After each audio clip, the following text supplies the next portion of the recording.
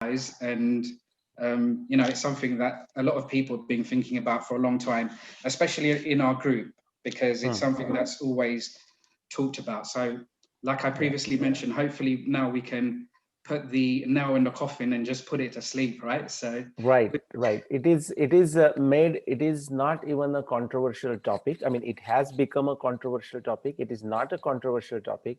It okay, should have been as easy as 1, 2, 3, but yeah, there are forces that want to keep this alive. So. All right. right, So are we okay. going? Do you want me to record on my side? Like last time you recorded? Which I mean, Yeah, I can. we're recording. We're recording the session anyway, Very and good. it's going to be live streamed to the group as well. So Yeah, but you that's are fine. also recording as a Zoom, it will create a MP4 file like last time, That's right? correct. Like just like last time, just like last Very time. good.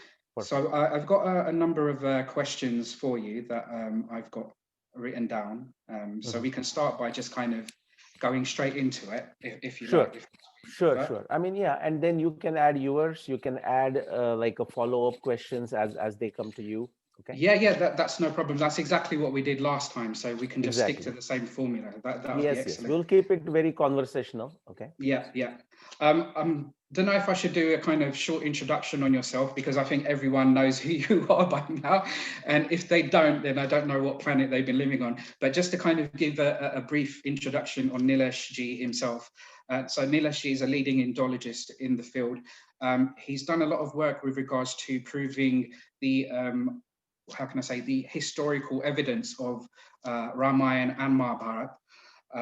So he's very well respected in this field. He's author of many various different books on the subject as well. One which is the Historic Rama, which I've just recently purchased. So if you guys, take a look at this book, it's really good. I haven't had much time to read it so far. I've kind of read the first few pages and stuff. So when I'm done with the book, you may have some competition on your hands, Nilesh. Very good. I might become a leading Indologist as well after reading your books. Another good book I want to mention as well is this one. It's called In Search of the Cradle of Civilization, which is by Dr. David Frawley. So I really urge people to check that one out as well. It's really good. It really talks about what we're going to discuss today as well, and a lot of evidence is there to disprove it as well. So. Okay, so without further ado, let's get on to the questions. Okay, so the first question in regards to the topic is, I think this kind of gives a general perception of what we're going to discuss and what the actual topic is about. So in case anyone doesn't know, the name of the topic is, what is the Aryan invasion theory and why it is considered a dogma and not a science? So the first question is, who is Aryan and what is the Aryan invasion theory? Okay. Yes, let's begin with the Aryan invasion theory plus first, Yeah, and that will allow us to explain the who is Aryan, okay, okay. better. It's very much like who is this Iron Man and who is the Spider Man. Okay, so we'll come to Sure. this Aryan man after discussing Aryan invasion theory. Quickly, the theory emerged in Western Europe out of the search of Western Europeans for their own history, for their own identification. Who are they? Who were their ancestors? So it really came out of that. Right. So they were searching for answers, and something interesting happened at the end of 18th century. Around 1765, 1785 or so, Sir William Jones was deputed because India was under British control. And so he was deputed as a judge for the British government, British control of India. India was a colony Yeah. in Kolkata as a judge. And so, because he was deputed as a judge, and of course, he had a personal interest in world cultures. So, when he went there, he started reading Indian narratives. Okay, he Yeah. tried to learn Sanskrit. Hmm. He came in contact with Sanskrit, and he was fascinated.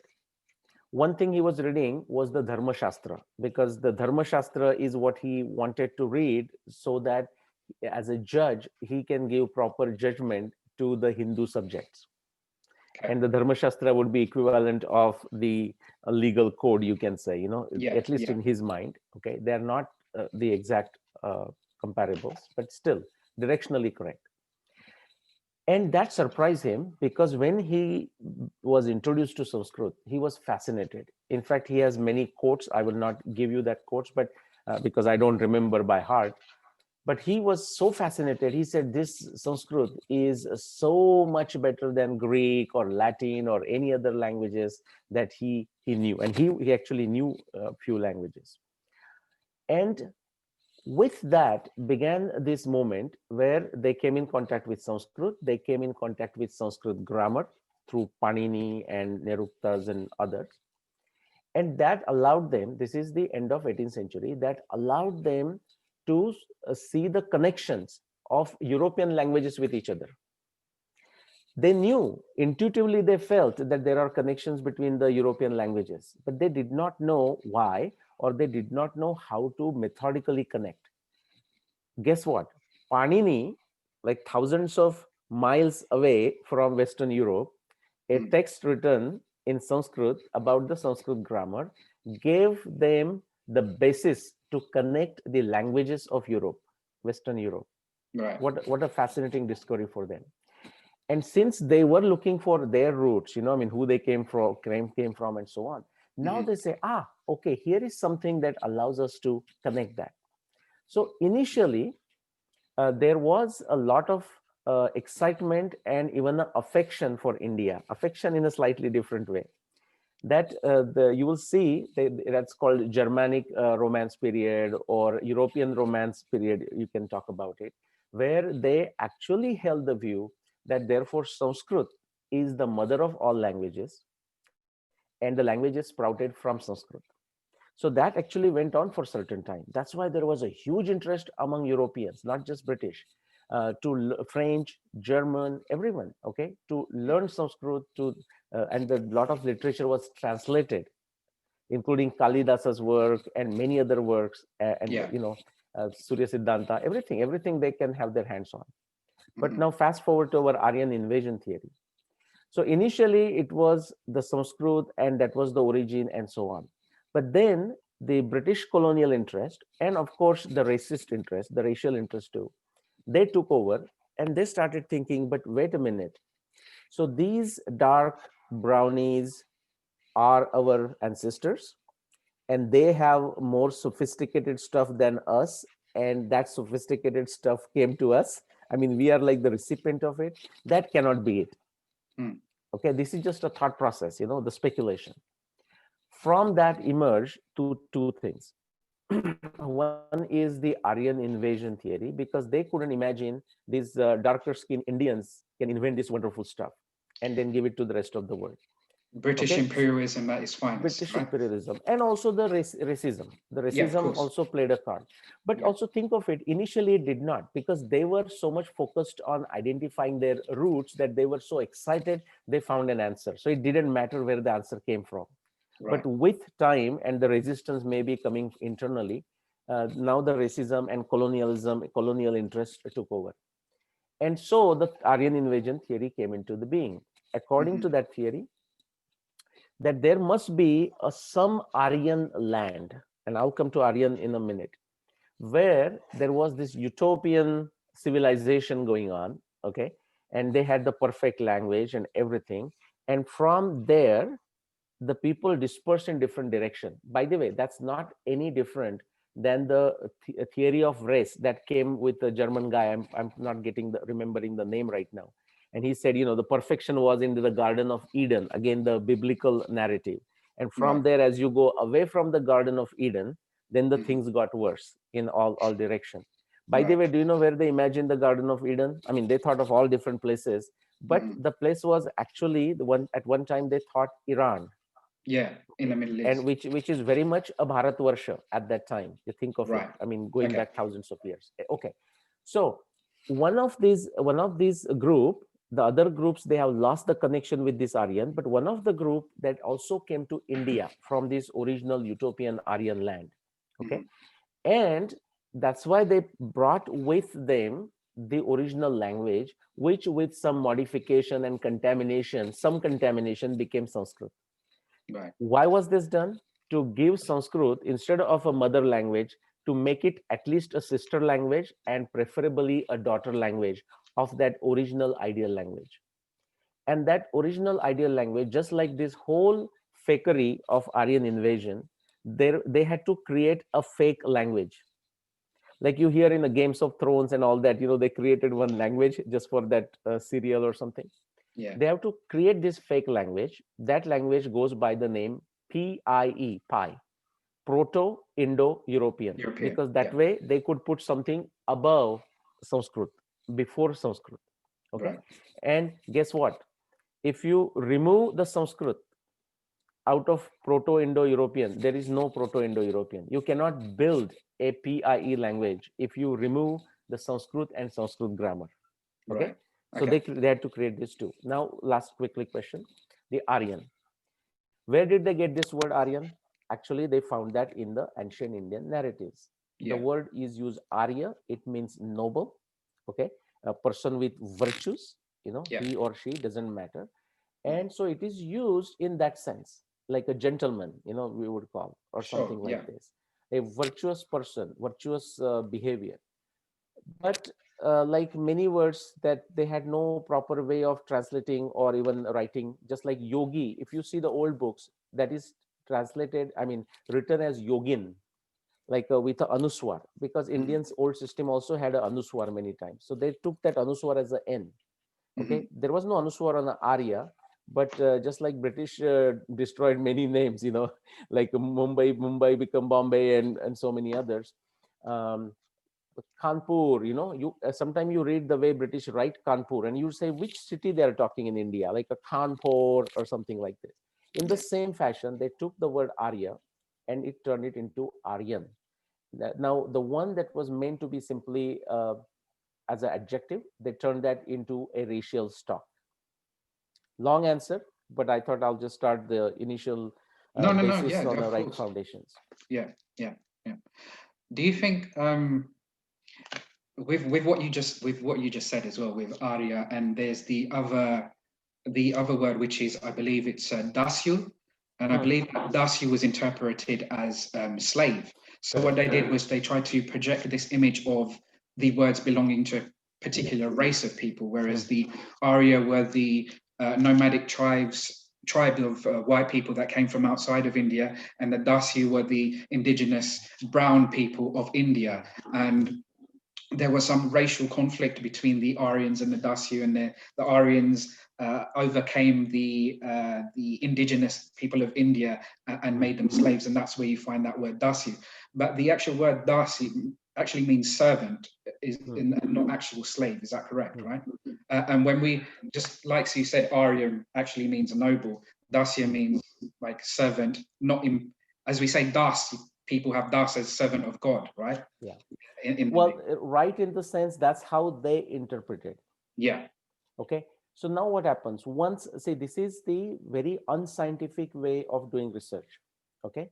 But they didn't care. Once you have to push a certain dogma and create an agenda that serves your political interest or racial interest, the science is thrown out of the window, so not that they cared so much for a science, they cared more for a technology, I would say. They didn't care more for the Arya behavior, they were interested more in the Aryan. So once that theory set in, they wanted to use anything that will help them to support. So for example, in that context, they use Aryan versus Dasyu, as you said. The Yeah. word exists, but it was there more as like, say, Gujaratis and Maharashtrians and whatever the thing. There is another word, Anas, there was as referring to certain folks, and they use Nas is like a nose, Yeah. Nasya. And Yeah. Anas means the one who doesn't have a nose or a Nose. flat nose or something like this, Yeah. and Yeah. that's like another race. So they used it in that sense. Many Right. time it was used, for example, we say, oh, he doesn't have guts. Yeah. That means we don't say that he physically doesn't have Yeah. guts, right? Yeah. It was used in somewhat similar fashion for certain faction or in the conversation, but they used it as if it is a separate language, separate meaning. Just like we say, oh, he has a slave mentality. Now we use the word slave in that sense, doesn't immediately we refer to the slave the way they talked of using somebody as a very subordinate and in a very inhuman conditions. Okay. Yeah. So once the theory set in, they started using everything that can help them. For example, the other one was the Aryan versus Dravid. Yeah. Okay. A big I one. mean, again, the Dravid, the Manu, the Manu, from whom we say in our ancient Indian narratives that all the Aryans came into being. I mean, all the population of India and those who even migrated outside India. Yeah. He in Bhagavad Puran, he is called Dravideshwar. Dravideshwar, the Dravid comes from a dravya and the word referring to liquid. So the southern part of India is surrounded by oceans on all sides. Right. So that's called Dravid. So for example, Pancha Dravid, referring to in one Dravid. place, refers to, so Gujaratis are Dravid, by the way. So are Maharashtrians, and so are like people from Andhra Pradesh, Karnataka, Kerala, and Tamil Nadu. But right now, only people from Tamil Nadu, and I'm not saying all people from Tamil Nadu, but this whole this Dravidian movement, that's another breaking faction that British started, the Western Europeans started. It took its own flavor. So Arya versus Dasyu, Anas, the Arya versus Dravid, they could get, they what if they think anything can be used to propagate their dogma. I don't call this theory, and we'll talk about why it is not a theory. Not even a theory. Forget about evidence, but not even a theory, not a scientific theory. So they used it. Right. Okay. Going back to what you just said about Gujaratis and being Dravida and stuff, that's something that I was kind of looking into recently. And I think there's still some kind of confusion about that as well, with regards to who are considered, which kind of Brahmins are considered, or Dravida, and which Gotra they belong to, and so forth. So I think there was something about people who live north of some mountains are considered to be from like northern India, or people that live from south of some, I can't remember. Vindhya, like a Vindhya mountain. They will refer That's to it. That's it. Yeah. So like I was looking online and stuff, and there was still kind of debates about people about, who belongs to who and what belongs to what and stuff. So this is an ongoing, even within ourselves, like even with in amongst Indian people, there's still all of these huge debates going on about who belongs to who and what belongs to what. So will we ever kind of get any kind of clarity about? I'll take a quick digression, but actually not taking a digression, just trying to answer this, but in a slightly different fashion. Yeah. When Vachaspati Mishra, a great scholar, when he wrote a commentary on the Brahma Sutra, out of the 6 darshanas, Shad darshanas, when he wrote a commentary on the Brahma Sutra, his commentary he named after his wife, Bhamati. The commentary is called Bhamati. And he uses 2 words. He says, your inquiry, I don't mean your, I mean like, that's why we are fighting. I mean, the Indians internally also fighting who is where and where we draw the line. He says, your inquiry should be saprayojana and sandigdha. It should be pregnant with a purpose. Meaning, if we solve that some confusion, solve the problem, it should lead to resolution. It should lead to revolution. Okay. Right. And sandigdha, meaning a doubt, a very creative doubt, and the creative doubt should come out of a deep study. Unless you study something deeply, the creative doubt will not come. Sure. Same thing for the saprayojan. The purpose will not come unless you know your landscape, like what Raju Malhotra calls the Purva Paksha. Okay, unless you know your space. The people who are fighting where to draw the line, who is who, even within the Dravida versus this, it is because they will just go with the social media, some book that they will read while also watching a TV, and then try to just ask a question because it may make them sound intelligent, or they may feel like they're doing something about their civilization or dharma, or it's a very very inferior way of thinking. That's where it comes from. For example, so like I'm a Maharashtrian. Right. It doesn't matter to me whether I'll be put that into a Gauda Brahman or is a Dravida Brahman. It doesn't matter to me which desha I'm considered.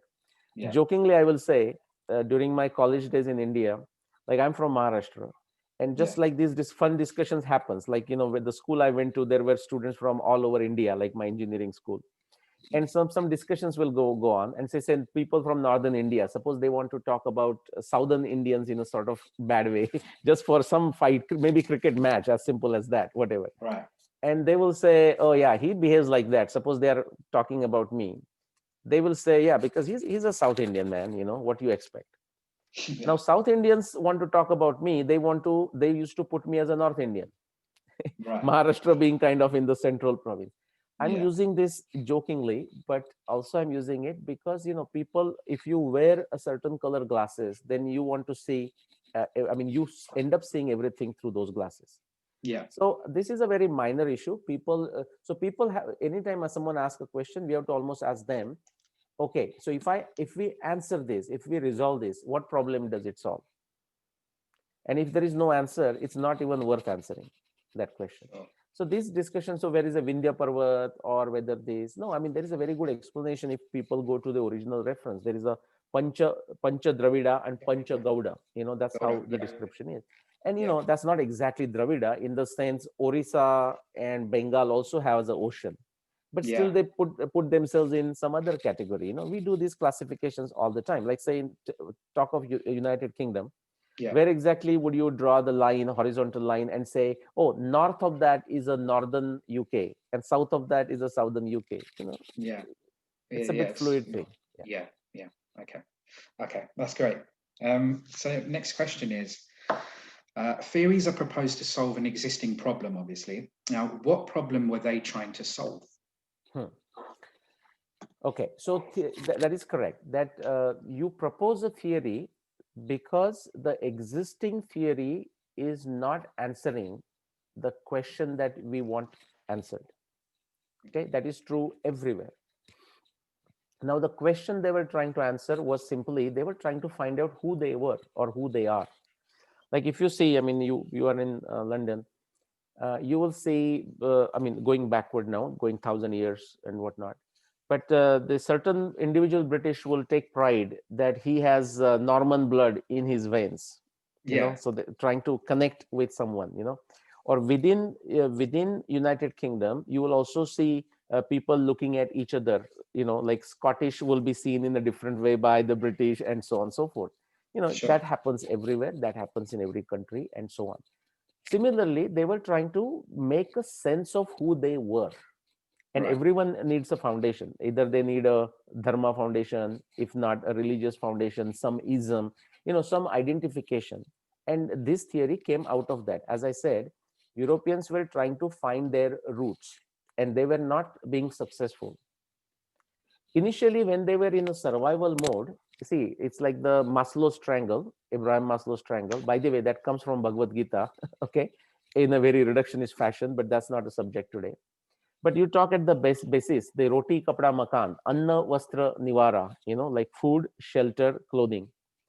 But once that need is done, then you want security, and then you want recognition, and so on.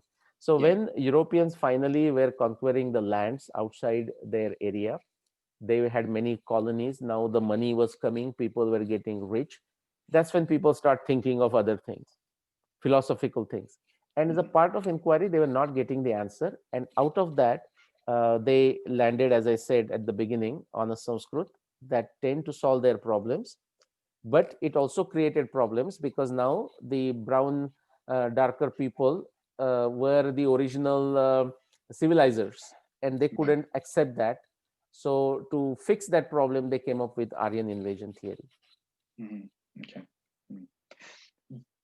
Do you think because going by like what kind of scientists are saying as well in regards to DNA and genetics and so forth, I think we'll come to this a bit later anyway, but in particular, do you think that our kind of response to that kind of British racism and kind of imperialism and to kind of bring us down, we've in response created this kind of, I don't know how to say, kind of a nationalistic idea that, that we are the daddies of the world, so to speak. Because even in my group, I see it a lot, constantly, all the time now, right? And this is something that I've brought up with the team as well. There seems to be this kind of element of, like, I want to say kind of Indocentrism, where India is the father of the world, and it was it exists, the whole culture existed all over the world, and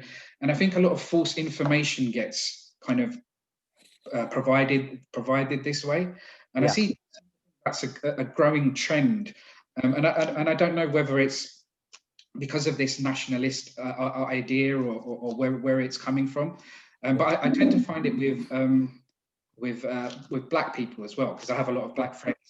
There's this centrism as well. So there seems to be this connection with people that have been oppressed or enslaved in some form or fashion, that there is this sense of pride and kind of this nationalist idea that that we're the original people, or we're the original civilization, and everyone came after us, and we're superior to everyone else, kind of thing. And that's just something I've noticed. What do you think about that? Okay, so what you observed with Indians, also with Africans, and possibly a few other civilizations, say Egypt, if you go to Egypt, okay, or Greece, okay, Greek, until the Renaissance period in the Western Europe, and they now saw they needed something more than the Bible, so that's when they went to Greeks, by the way. Otherwise, the Greeks and Romans were hated for a long time until the Renaissance, European Renaissance. And now they needed a foundations, so now they said, okay, where did the science come from? And they always wanted to say it always existed with us, but they couldn't find anyone close by. The closest they could find and could claim were Greek, for example. Okay, and that's again not a subject. See, the way they did it, you are absolutely right in thinking that is the, you can call that as an overreaction, a very immature reaction, sort of a cocky reaction to that. No, okay, so you thought you were the ones and you gave to the world. Now, no, actually it's the us who gave everything to the world. And there is a problem with that, whether it is said that, oh, from India everything came, or from Africa everything came, or from Egypt everything came, or from Greek everything came. Don't be surprised if the next China, you will see here that everything came from China, I'm sure, besides COVID. Okay. All right. And then South America at some point, they if they take it to their thing, they have been really decimated, but if they could, they will talk about it. Sure. My quick response to that, reality is, if we go back in deep antiquity, the walls of us versus them basically fall off. They should fall off if you are following the research. And you mentioned DNA in some way. If we look at the DNA, what do we find? We are all related. Okay, we may be distantly related, but we are all related, all continents, everywhere. Okay, definitely. So there is that brotherhood in that sense, there is that connection in that sense. Okay, so we are all related. So that feeling with knowledge, it should come back, it will come back. But for now, and I don't like it, but that's a reality, and therefore I'm not saying I accept it. It's very tiring. And what it does, think of in an engineering language, signal to noise. So there is genuine research happening around the world. I will call that signal. But there is so much noise, as you describe, people creating even what you call flyers with all kinds of fake things, very gaudy, very excessive, very aggressive, false, factually not correct. And they are propagated through social media. That is, see what that does, and the intentions may be like a pious, we can call it a pious error, pious fraud, whatever you want to call it. The intention is somehow to find your own place, just like the Europeans were trying to find their own identity. I will say for Indians, and actually for even Africans or anyone else, guys, I mean, if we go after the truth, let the truth tell the story. Okay, so for example, if we find out that the original center of the civilization is in South America, I will tell you just my position. I wouldn't flinch. I would say, wow, great. Let me know more about, let me go and find out more about my civilization. It would not bother me at all. Okay. And actually, as I research into antiquity, I find that there are these connections. Like India was a great civilization, Of absolutely course. no doubt. Yeah. A lot of original inventions, but even our ancient narratives are referring to some other parts of the world where they are described in a better light in certain aspect. Like for example, when it comes to architecture, they Mhm. describe the Maya architecture, and now we are connecting that with the Mayans and whatnot. But Okay. as a patal, is better. Bali, King Bali, who was removed from India, for example, so to say, was very Yeah. powerful, very virtuous king. And Mm. these points are acknowledged in ancient Indian narratives.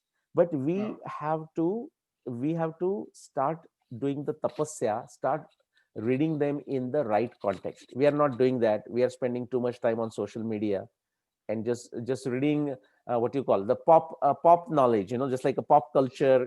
This is like a pop enlightenment. No, yeah. it is detrimental. So you're right on saying that.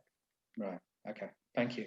I'm glad that's kind of cleared it up because it's something that I think needed to kind of be said, and Yes, I think you've put it in a good kind of light as well, and I hope people obviously take something from this exchange that we've had about that, right. because it starts to get a bit annoying after a while because there's so much false information that's being projected in the group with regards to Mm, memes, all this kind of other stuff. And I've always said to people in the group, there's nothing that we gain from putting down another culture and claiming ours to be superior, right? So that's something that I wanted to address, and hopefully that kind of stops from moving forward. So correct. And when you get into additional questions, and if we get to the genetics and all, we will again talk about it, which is to say, as which I already briefly said, that we share the common gene, you can say.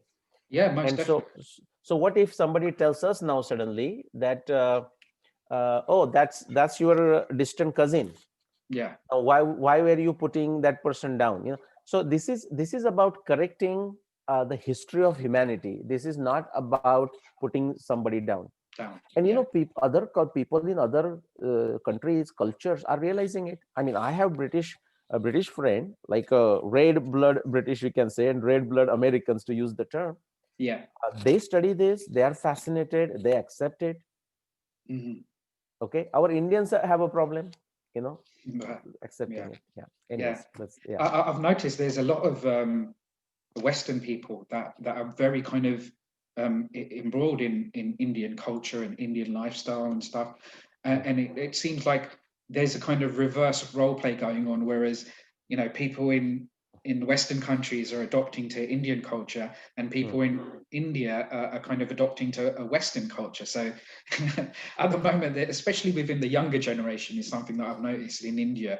I think Yeah, the rise of the internet and social media in India yeah, um, has had a massive influence on Indians' culture, especially amongst the younger generation. yeah. In Um, fact, Nishiji, I will lightly correct you on that. I would okay, say definitely the younger generation is been affected, yeah, but actually this rot from an Indian side is very deep. okay, Okay, I would say 5+ generations of Indians are extremely deracinated, right, filled with inferiority complex. I'm not talking of every individual, but I'm right, generalizing it. yeah, And it's like a matrix. We are so much into it that we may not even realize that certain action of ours, certain way we deal with, interact with whoever, yeah, it comes from that inferiority complex. And I mean, I see that. I mean, I lived in America here. I was lucky to travel around the world, and I see that. But the Indians will try to mask it. That mm, inferiority complex, they will try to mask it, and one of the way to mask it is to blindly take to the Western ways. And so you think, I mean, you're correct that the children appears to be taking to those, but guess what, the parents are extremely happy that the children are yeah, taking to the Western ways. that's They right, start regretting after a while, but by yeah, that time it is too late. yeah, yeah. It's like when I was recently in India earlier this year, um, I was on a plane, and we were going somewhere on a flight, and I Mm, noticed that when people noticed that I wasn't from India, and I was Western or from a Western country. They were speaking in Hindi at one point, and then when I came and sat down next to them, their whole conversation changed into English, and it was like they were trying to kind of, I don't know, in a sense, kind of impress me, or kind of trying to show me that they can speak English, and they're kind of maybe come from a middle class background, or whatever their kind of perception may have been. But it's just something that I've noticed, and that's happened quite a few times as well. Correct. Now, sometime, that could be for a right reason, because sometime it can be for a right reason, in the sense, I do that time, and I'll tell you why I do that. So suppose if I'm talking Hindi or Marathi, and some other person who comes there, even maybe an Indian, but I get a sense that he may not know that language, I will switch over to English, so that the person doesn't feel like I'm talking something in secrecy or something like that. So that could be it. But what you notice is absolutely correct. In fact, in India, like I mean, my mother tongue is Marathi, and we have to use all languages, whatever works. And what I found is sometimes there are programs in Marathi, like one person interviewing another person, and it's a very much a Marathi TV program or Marathi YouTube program, but 95% plus they're talking in English. So even sometimes the famous actors or famous personalities, especially actors in that area, they think if they don't speak English, even on a Marathi program, they might be seen as backwards. And that's my impression. But anyways, Where do you, I don't want to kind of get too stuck on this topic, but where do you think that inferiority complex comes from? Is it because of the history of India being kind of suppressed by Western people? Where do you think? No, great. That's a great question. See, Vinoba, one of my guru, you can say one of my influence, gave a wonderful answer to that. Exactly the question that you asked. Right. The question was asked in a slightly modified format, but it meant the same thing. What's the root of our inferiority complex? What's the root of our mental slavery, if we can put it in that fashion? Mental slavery in this case. And Vinoba gave a very good answer. He said, yes, that it is because of the suppression, that the way they were suppressed by colonial forces. Right. Okay, yes, it's partly true. But he said, don't forget that the very fact the colonials could suppress us, that they succeeded because of our inherent inferiority complex. Right. And that could be because of, now we can go back in a regressive fashion, suppression due to the Islamic invasions and whatnot. But I'm saying these are facts. The Islamic invasion happened, Islamic oppression happened, so is the colonial oppression happened. But we also have to take onus at some point. Okay, we cannot keep on blaming them. Those are facts. We are not denying those facts. But we have to take onus and change out of it, as opposed to still finding a stopgap solution of wearing a tie and a coat to get over our inferiority complex. We cannot. Yeah. Okay. All right. Thank you. Okay. Third question. Now, as a Purva Paksha, what is the claim of the Aryan invasion theory? I.e., what, who, what, where, why, etc. Good. You must have listened to my lectures. It's almost like you stole those words. No, that's literally that's a great one. This is a very important question, and everyone should pay attention to this. So, what was the question? Yeah, as a Purva Paksha, what is the claim of Aryan invasion theory? And yes, actually, I described that in the exact words that you use, like a who, when, where, and what. Mm-hmm. So let's understand what this Aryan invasion theory came out to be. The theory was, by the way, if you ask the supporters of Aryan invasion theory to state their theory, they will never state it. Right. It's amazing. Okay, right from the academia. Okay, they will state a theory as like a long essay. They will refer you to one book, or they will refer you to one paper saying, read that. That's where it is. No, I mean, theories are very, very simple. Like, so therefore, one should give them the statements of a Kepler's theory and Copernicus theory and Ptolemy's theory and Newton's theory and Einstein's theory. They can be one-liner. Like my theory on the Ramayana Mahabharata, the dating is what? All astronomy observations of those texts are the astronomy description observations of those times. Yeah. You can say that in a one sentence. Aryan invasion theory, if you ask the supporters, they will not tell the theory. And there is a problem. Why they don't tell the theory? Because they don't have a theory. But so let's look at it. So there are four components to it. Who? Aryan. And we talked about already the Aryan. But to Yeah. them, it was a racial stock, people who belong to a certain race. So Sure. let's understand from their point of view what they're saying. So they said Aryan, these people who belong to a certain race, who, that answers who, then where they came from somewhere outside India to inside India. Okay, now therefore deliberately I'm defining in a very broad way. Somewhere from outside India. Frankly, they are happy as long as it is outside India. They Right. don't care. There are all kinds of models, in the steppe, Russia, Ukraine, Turkey, doesn't matter. As long as it is outside India, that is good for them. Because remember, they need to put Sanskrit in the secondary category. Sanskrit as a sister or a mother language. That's why this whole business. So where? From outside India to inside India. Who? Aryans. When? The timing is very important to them. The timing, they said sometime after 2000 BC. Before they used to say 1500 BC. Now they extended, now meaning in last 50 years or so, they extended to 2000 BC because there was a problem with 1500 BC. Okay, Yeah. so from 2000 BC to sometimes say 1200 BC, that is the time period. Yeah. So the statement is, Aryan people came from outside India to inside India sometime between 2000 BC to 1200 BC. Those are Yeah. that is the Aryan invasion theory. Yeah. Okay, and what they invaded India with, of course, themselves. But the fourth one is the what component, I say, and that's very, very critical for them. Otherwise, the whole theory has no value to them. Sure. So the what component is they brought with them either the Sanskrit language, which eventually got modified to whatever we call Indian Sanskrit, or what they want to call Indian Sanskrit. Either they brought a Sanskrit language with them or precursor to Sanskrit with them. Precursor language, which eventually turned to Sanskrit. Right. That's very important, because if you take those away, then they don't have Proto-Indo-European.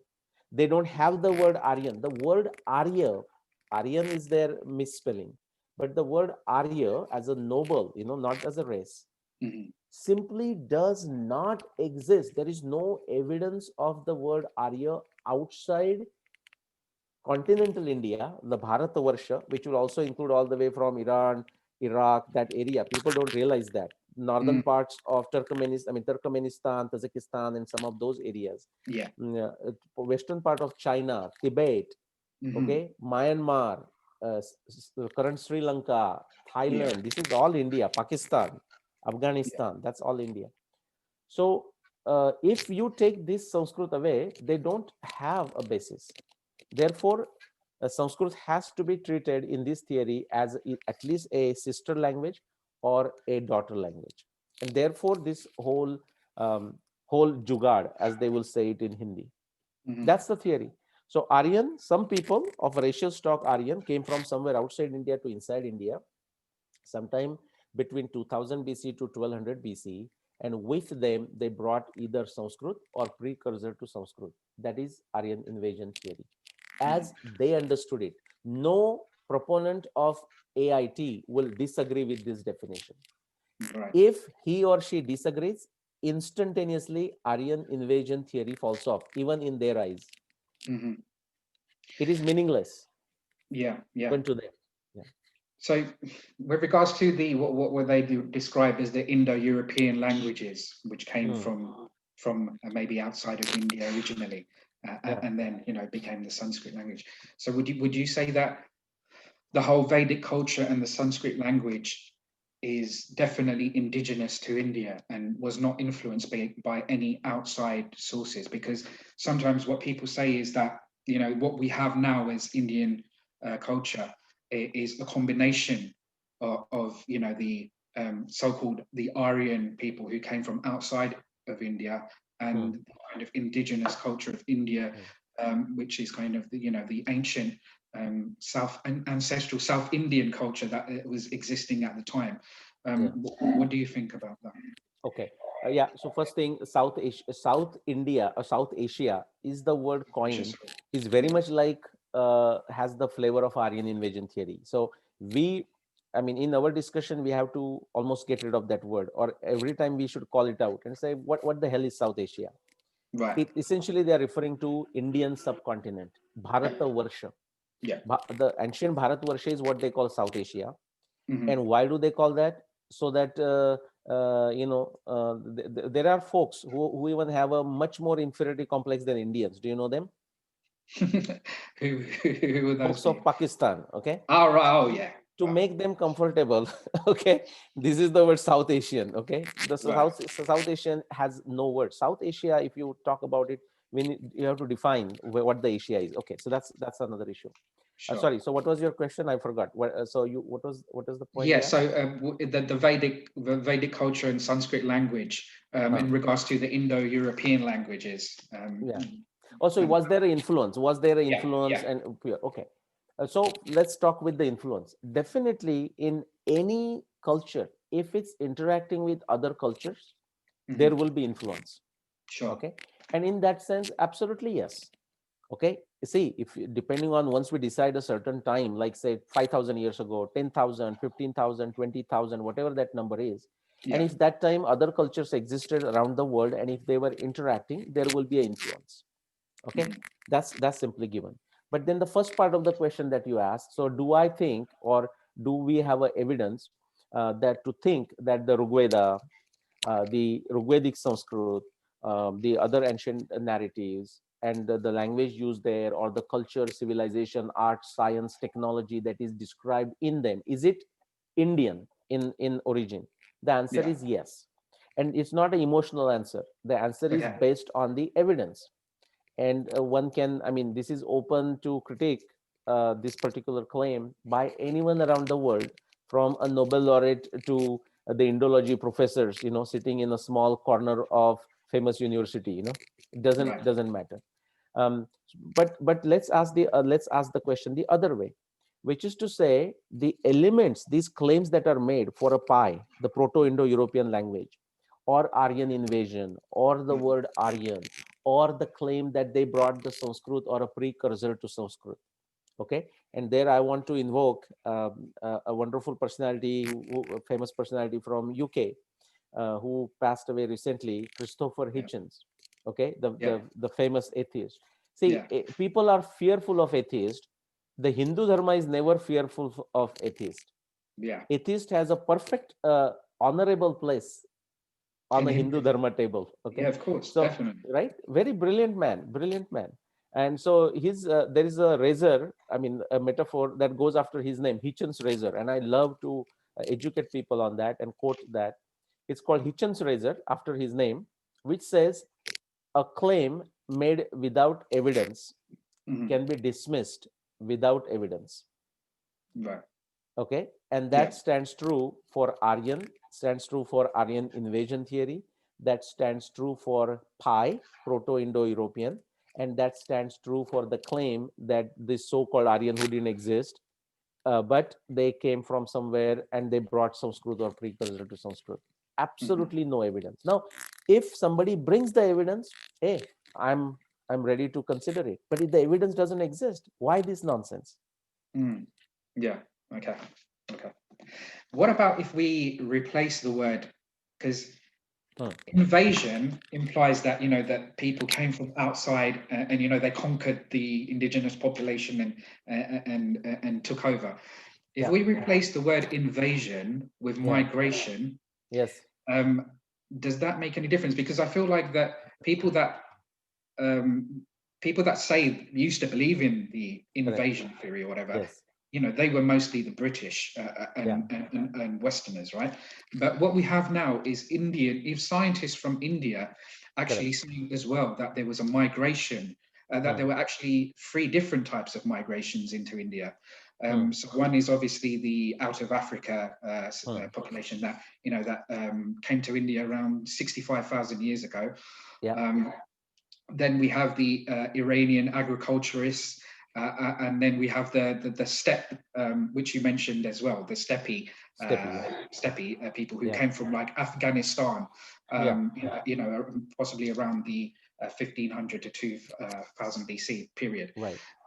So if we, because it seems to be a lot of which I'm going to get into in a little while, there seems to be a lot of genetic and DNA evidence to suggest that there were various different types of migrations that came into India, thousands of years ago. And we are actually a mixture of, in terms of our DNA and our genetics, we're a mixture of many different people from many different parts of the world, right? Even with my kind of DNA results, because I did a DNA test recently, but I'm on Facebook, which I'm going to get into a bit later. But even with my results, I really found some of it quite interesting, and at the same time, it was quite surprising, very surprising as well, really. So, what do you think about the replacing invasion with migration and going along with a lot of what scientists are saying, that there were various migrations that came into India? But that's still a debated topic as well, because I feel that some people will say that, well, that didn't happen, and we were going to get into the out of India theory and so forth, which we'll get into later as well. Sure. Okay. What's kind of go ahead? Okay, yeah. So actually, you asked like a series of questions there. You may not have realized that, and even what you just asked in this, that can be a whole subject by itself. So I'll try to keep it as short as I can. Sure. So let's begin with the three theories, kind of. You said one is like, okay, the India is a mixed pot. Yes, it is a mixed pot.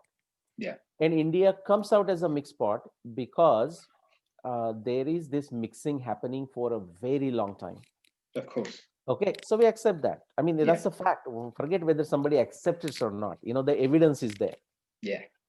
But what are we talking? We are not talking of this totally meaningless 2000 BC, 1200 BC timelines. We are talking of 100,000 plus years. Wow. So when you said 65,000 years from Africa, correct? That is one estimate. But actually, there are also estimates for 80,000 years ago, 120,000 years ago.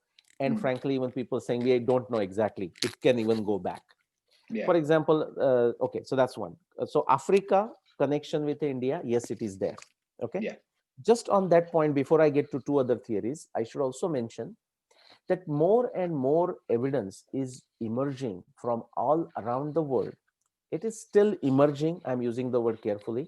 Okay, that Neanderthals and Denovatian and many other people you find. And so suddenly you find, let's say, some human being, a perfectly human being like Homo sapiens, say in China or Mongolia, and you date that to for a minute, just say 500,000 years ago. Immediately that tells us that either people from Africa moved to Mongolia that far back, or even the people might have moved to Africa for a long time ago and then moved out of Africa again. I mean, all possibilities are there. This is called multi-origin theory of humanity. This is a well-known discussed subject. Okay. For example, in India, the Narmada man or Narmada woman, okay, perfectly a Homo sapien, Homo erectus type of person, is found that goes back to 250,000. That's long before the African migration. My point is, there is a evidence that is emerging that will possibly transform, modify, change the current hypothesis that we hold on to, that everything started in Africa. I'm not saying this because I have any problem with African origin. I have no problem whatsoever. If evidence takes us there, that's what it is. If evidence takes us to Europe, to UK, just south of London, that's perfectly fine for me if evidence does it. So that's one.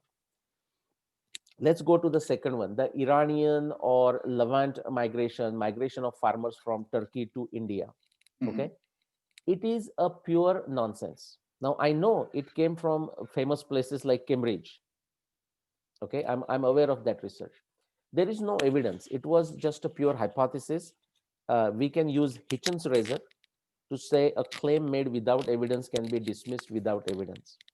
Okay. But actually, I will not go into that because it will be a digression. There is sufficient evidence to tell the contrary, that actually there was a moment of farming practices, domesticated animals, and much more from India to Levant, to Iraq and Turkey and whatnot. And we even can, now with the genetic evidence, we can timestamp it, but I'll not go there. So somebody claiming the other way, it came from Cambridge, and you may know the researchers, but if not.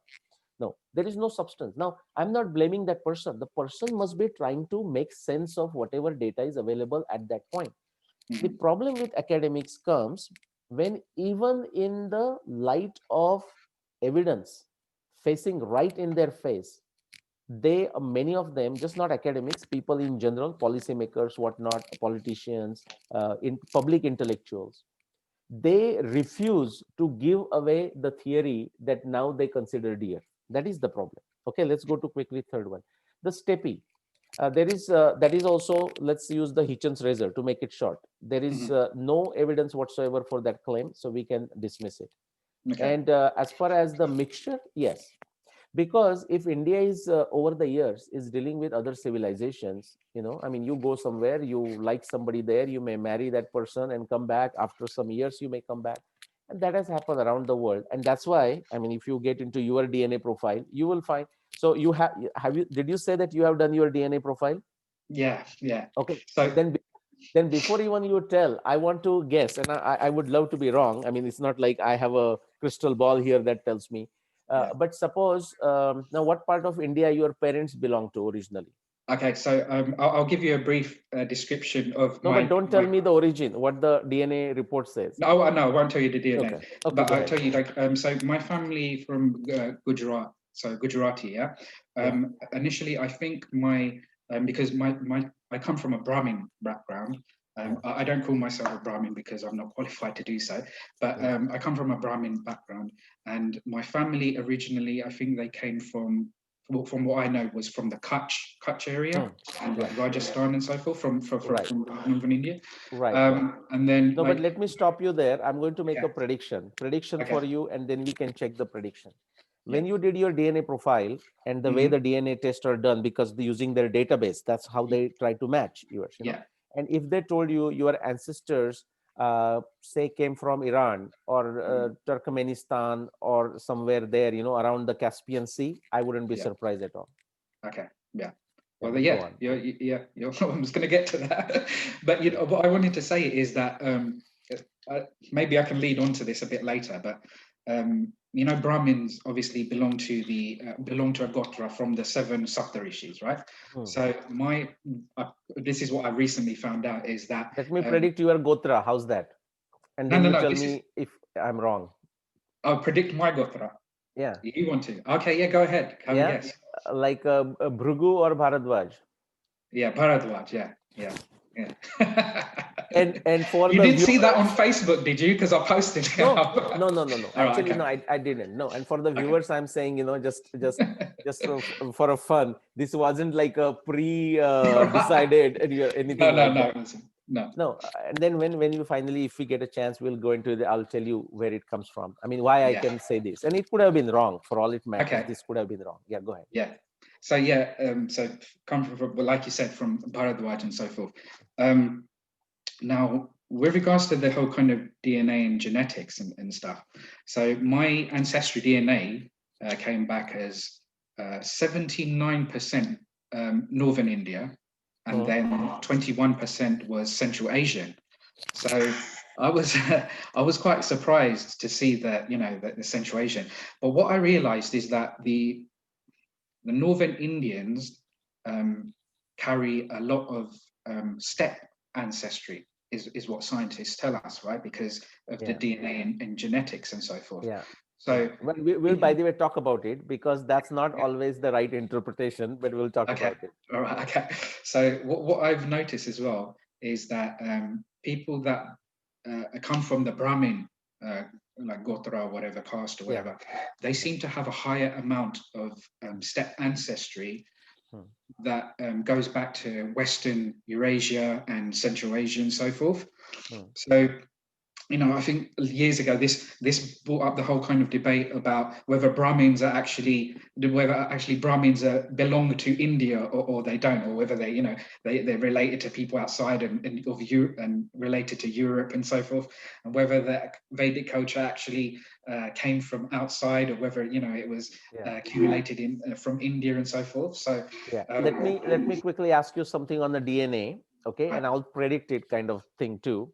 Sure. But first, a simple question: did they give you like, these DNA reports can be generated in a different fashion. Did they give you a coalescence time, like, how far back your ancestry would have gone in terms of time? Yeah, so they said it would No, go don't back. tell me, don't tell me, don't tell me. I want to predict that too. Okay, cool. So I would predict that they might have said, if you have given you that northern India and the steppe combination, say 25,000 to 30,000 years. 25,000 to 30,000, did you say? Okay. Yes. Well, they only actually went back to the Indus Valley civilization. So Okay. that's as far back as they went. Okay. It wasn't near like the numbers that you're suggesting. Obviously, Yeah. that is definitely a possibility, what you just said. But maybe their kind of data, doesn't go back that far, or whatever. I Or don't they know. change, or they change the rules on the data now. What to say? What to tell people? Yeah, maybe It I is. don't know. Yeah, How, don't think it is a science, by the way. I mean, there is an element of science in it, DNA. yeah, There is a certain portion which is very, very hardcore, empirical and scientific, and there sure. is a lot of gobbledygook. Okay, that's why I can even predict, think of it, without even looking at your blood sample or saliva sample. Right. Okay. So you, Okay. you were saying you would say that that could be possibly incorrect. Yeah. So Yeah. what it says, I'm going to read it out to you actually. So Hmm. um, northern India, it states as Afghanistan, Bangladesh, Bhutan, Maldives, Myanmar, Nepal, Yeah. Seychelles, Sri Lanka, Tajikistan, and these kind of areas. So from the peaks of the Himalayas to the crowded streets of Mumbai, or our northern India population region spans much of the Indian subcontinent. This region was the site of the Indus Valley civilization that began over 3,000 years ago, followed by a number of other empires and migrations that contributed to Indians' modern day mixture of cultures.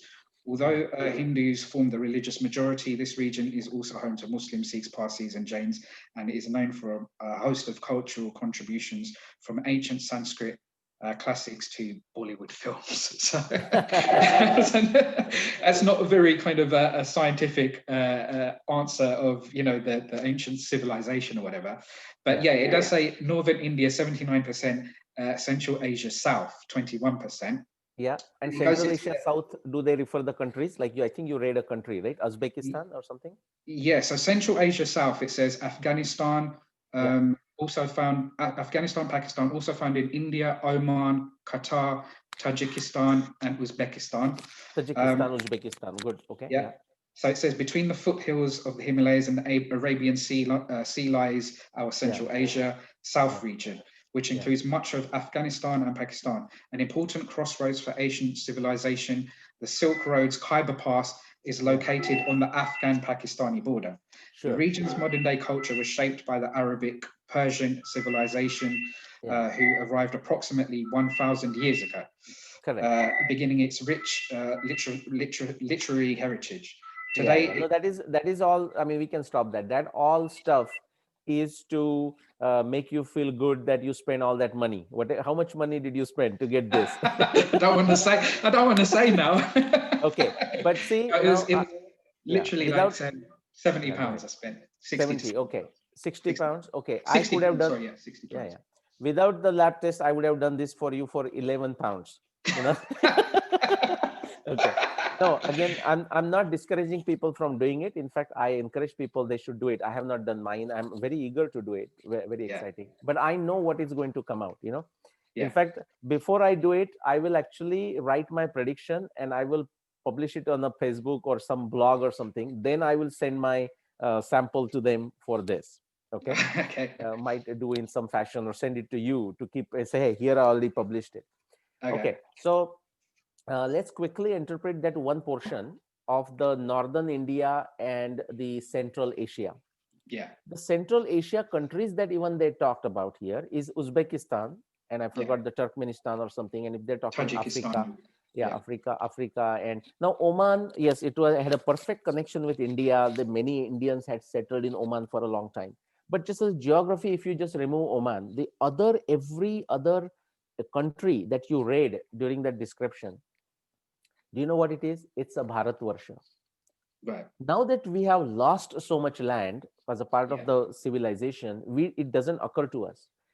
For example, Afghanistan, like go Mahabharata times, not that long ago, only 7,500 years ago. Okay, Yeah. Mahabharata times, Gandhari. That's a very well, Gandhar, that's yeah. Kandahar, Gandhar, right? So that's very well connected. The warrior that fought Bhagadatta in the Mahabharata times, that's a Bhagada. I said that, that is Baghdad. Mhm. Just go and see how Iraqis pronounce Baghdad. Like American Okay. or British way would be Baghdad or something like this. Do you Yeah. know how they pronounce? Bhagada, Bhagada, Okay. Bhagada. You can go and online, you can check that. Right. And when I was doing Valmiki Ramayana research, I found that the Prag Jyotishpur was mentioned there as they are going in the western direction. I said, why Prag Jyotishpur? And then I Mm. was talking to this Aditya Satsangi, and he said, oh, the Bhagadatta was from Prag Jyotishpur and it was also in the west. I said, then it perfectly fits. The Mhm. Bhagada, Bhagadatta, that's Yeah. that's what it is. But that's a digression. My point is, so they are saying Central Asia. I have no problem with it. But what they consider Central Asia in that today's world was essentially part of Bharatvarsha. Do you know the name that was used for that area just east of Caspian Sea Mhm. and north of Afghanistan? The No. Indian name for that area is Uttara Madra.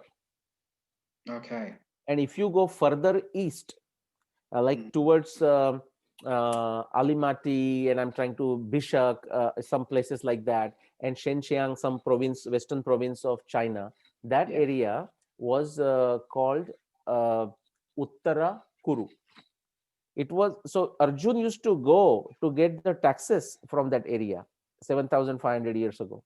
Wow. So, Okay. so essentially, all that they told you is that okay, yeah, you are from India, you are from Bharatvarsha. That's what they told you. One more point I want to mention. Yeah. So when they tell you that you have a 30% ancestry from Central Asia, Mhm. okay, so suddenly, oh, the Central Asians came here. Well, that would have been possible. I don't see the migration are happening all the time, back and forth. Mhm. That is a non-issue. But also genetically, we have to understand when they say the 30% Central Asian content, Yeah. all they're saying is that the 30% genetic content is similarity is shared with Central Asians. Mhm. It's not necessarily saying that it came from Central Asians. It could be your forefathers with that same gene stock went there and populated, and now the Central Asian samples are taken, so they are also shown there. Yeah.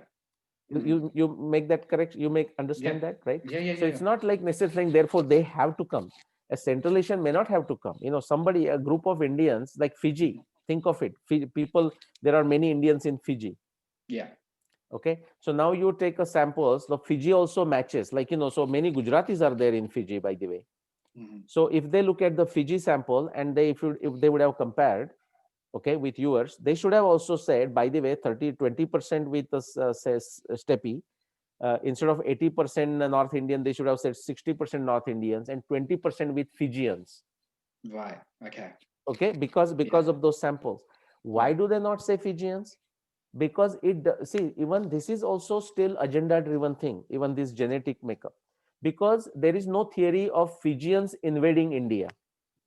Right. Yeah. But because the theory exists that the steppe came to India, as soon as you see the similarity in a steppe genetic makeup in your profile, they say, oh yeah, Mhm. yeah, you have 30% steppe component. Mhm.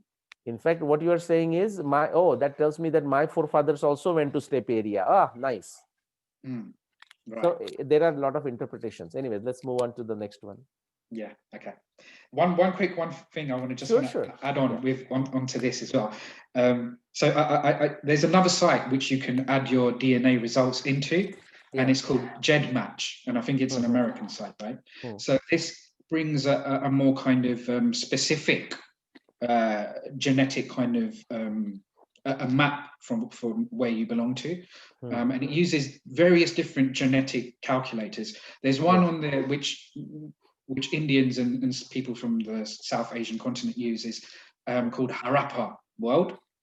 And even within the Harappa world, there's many different other genetic calculators. So I used that one, and I used the other few genetic calculators as well, and it brought back some very other interesting kind of evidences. Well, Yeah, go ahead.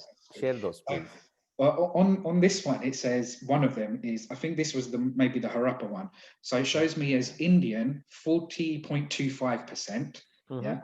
Um, Caucasus Parsia, 37.14%. So the Caucasus Parsia is the Caucasus Caucasus, Mountains in Iran, Caucasian, yeah, Iran, Baku, Eurasian that area. Persia. Yeah, that exactly. Yeah.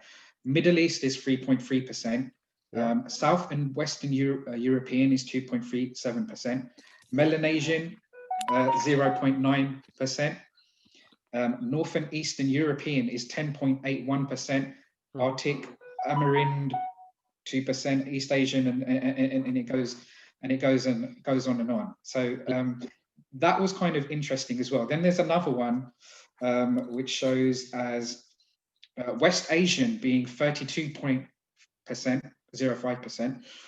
South Asian is around 45%. So there's a common thing here which I'm noticing is that the Indian element ranges to about 40%, and the rest of me, the 60%, is all a mixture of different genetic variations from all over the world.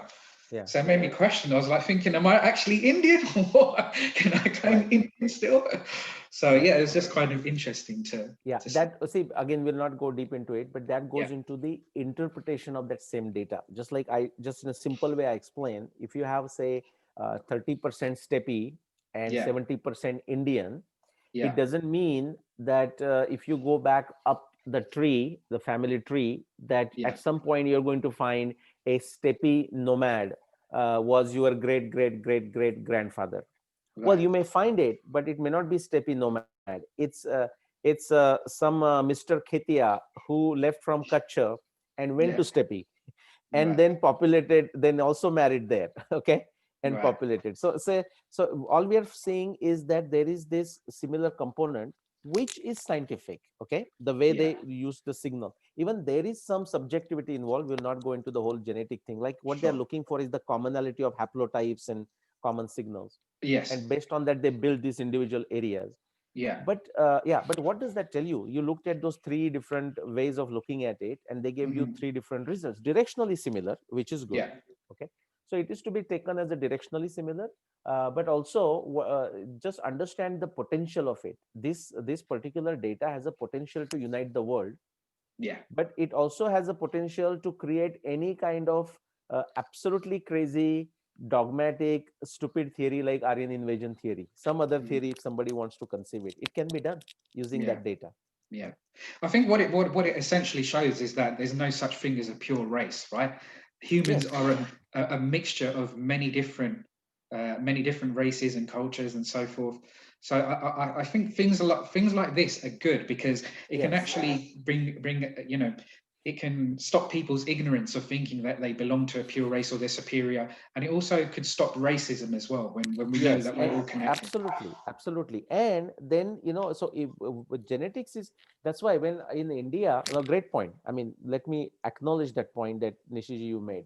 Absolutely phenomenal point you made to bring the humanity together, but bring even bring the importance of the ancient Indian dharma, the civilization together. See, Indian civilization or dharma did not even stop with human beings.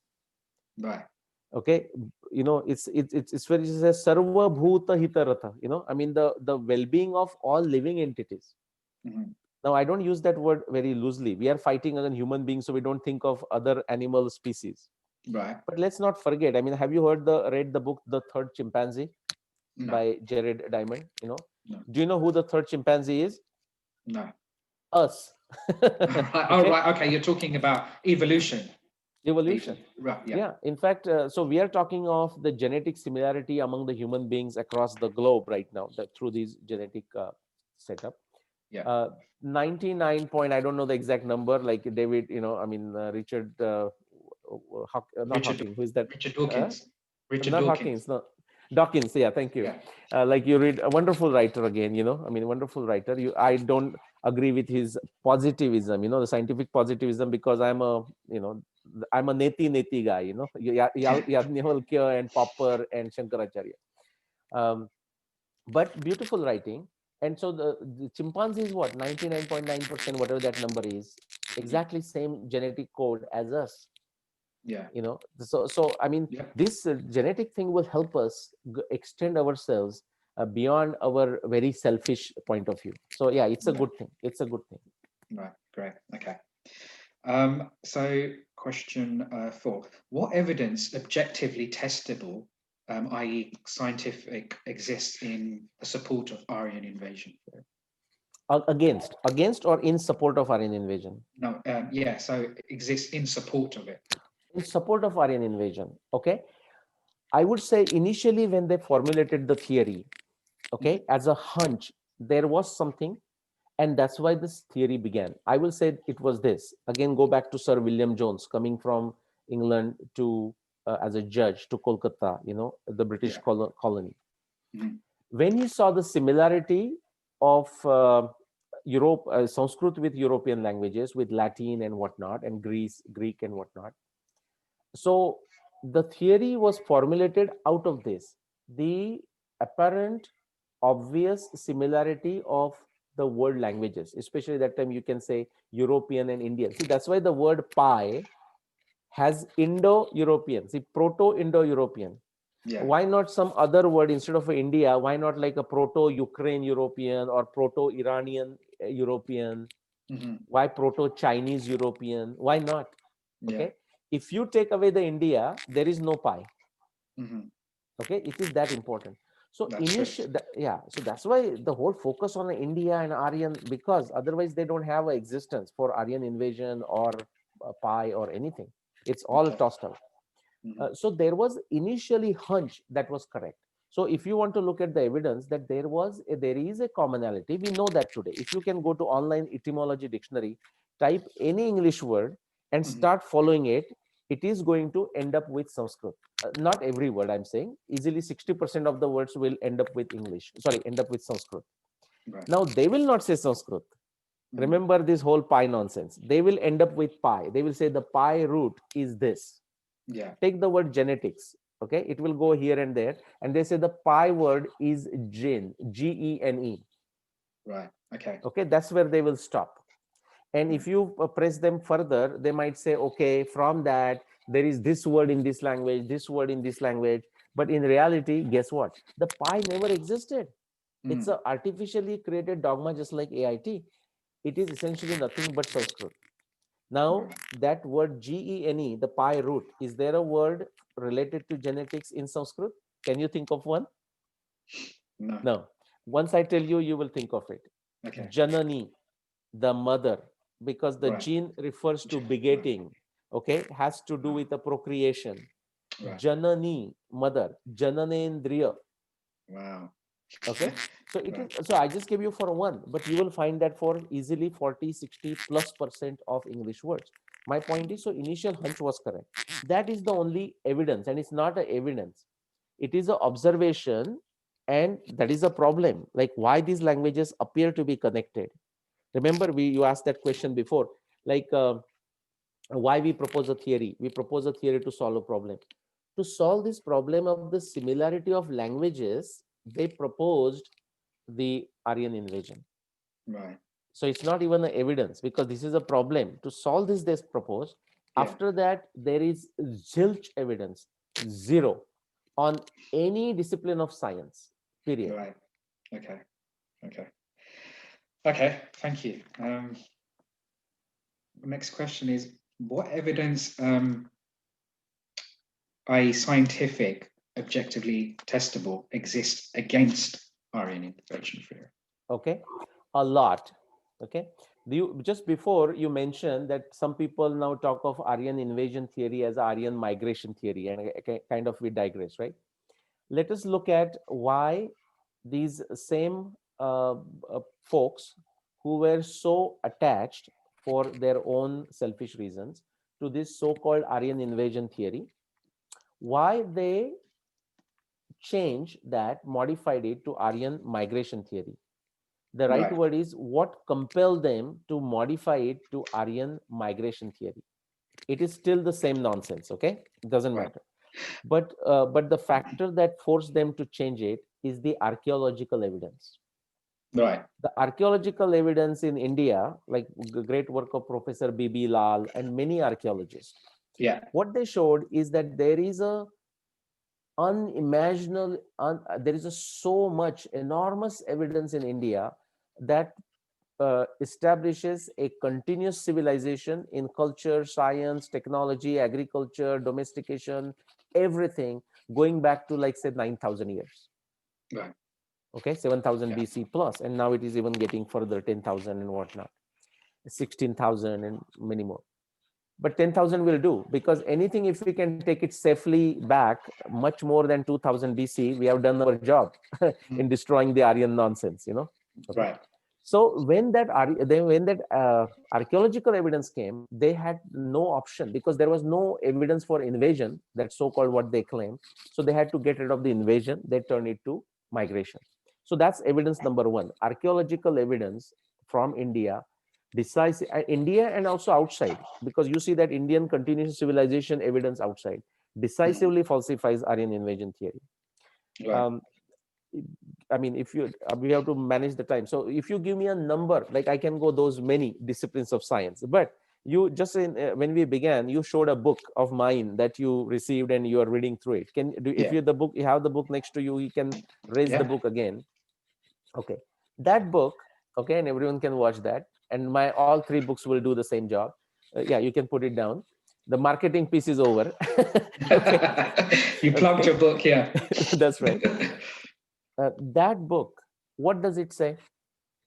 The Ramayana, the events of Ramayana that occurred as described in Valmiki Ramayana, okay, this happened 12,000 BC, happened 14,000 years ago.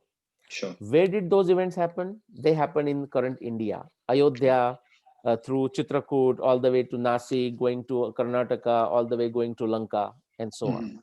Okay. Yeah.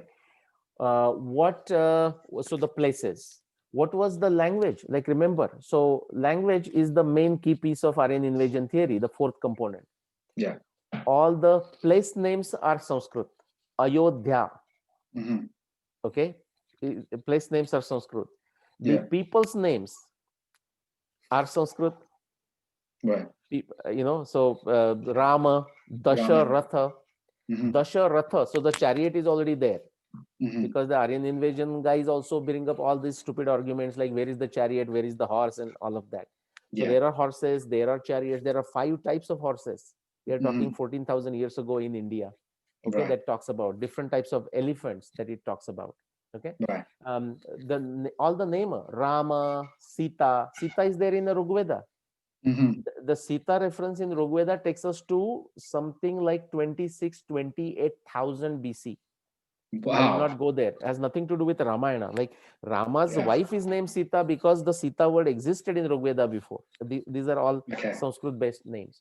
Dasharatha. Okay, I mean, even Ravana, like Ravana himself, you know, or Dashagriva, Mandodari. I mean, all the Ravana's wives, you know, Vibhishan, Indrajit.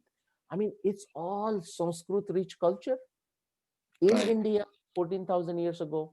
Who is this nonsensical fellows talking of bringing Sanskrit to India after 2000 BC? I'm saying the very clear argument, and so now the evidence, there are 600 plus pieces of evidence, empirical evidence, objectively testable in the best scientific fashion, bar none, that will get rid of Aryan invasion theory, that book. If you pick the other book, when did the Mahabharata war happen? Happening 5561 BC, exactly same story. The place, the names, the river names, the Ramayana, Mahabharata, Ganga, Saraswati, these are all Sanskrit names. So a Sanskrit-based civilization, rich in science, rich in astronomy, rich in agriculture, domestication, technology, art and culture, and dharma and philosophy, tattvajnana and darshana, is existing in India, Sanskrit-based civilization, long time before 2000 BC. 7,500 years ago, 14,000 years ago, 22,000 years ago, 24,000 years ago, 38,000 years ago, 28,000 years ago. Yeah. Each piece of evidence destroys it.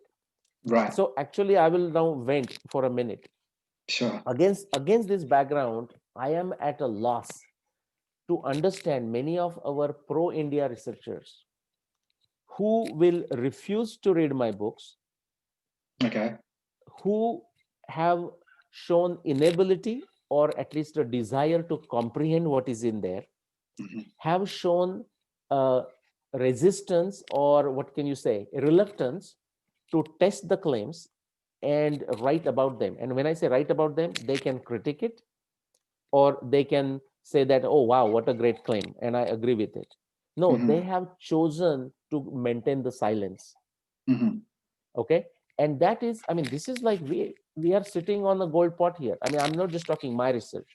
If you look at research work of Srikant Talagiriji, if you look at research work of Dr. Premendra Priyadarshi ji, he's in UK, by the way, Premendra Priyadarshi, someone you may consider bringing. Wonderful DNA. I mean, he's a medical doctor. DNA, he has done a phenomenal stuff. He has done phenomenal stuff in many. I mean, there are some areas that he and me have disagreements. Okay, but they are very healthy disagreements.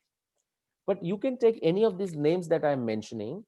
Aryan invasion theory, it's like, you know, you can take a piece of paper, write Aryan invasion theory, you can bite it and throw it into a dustbin. Right, okay.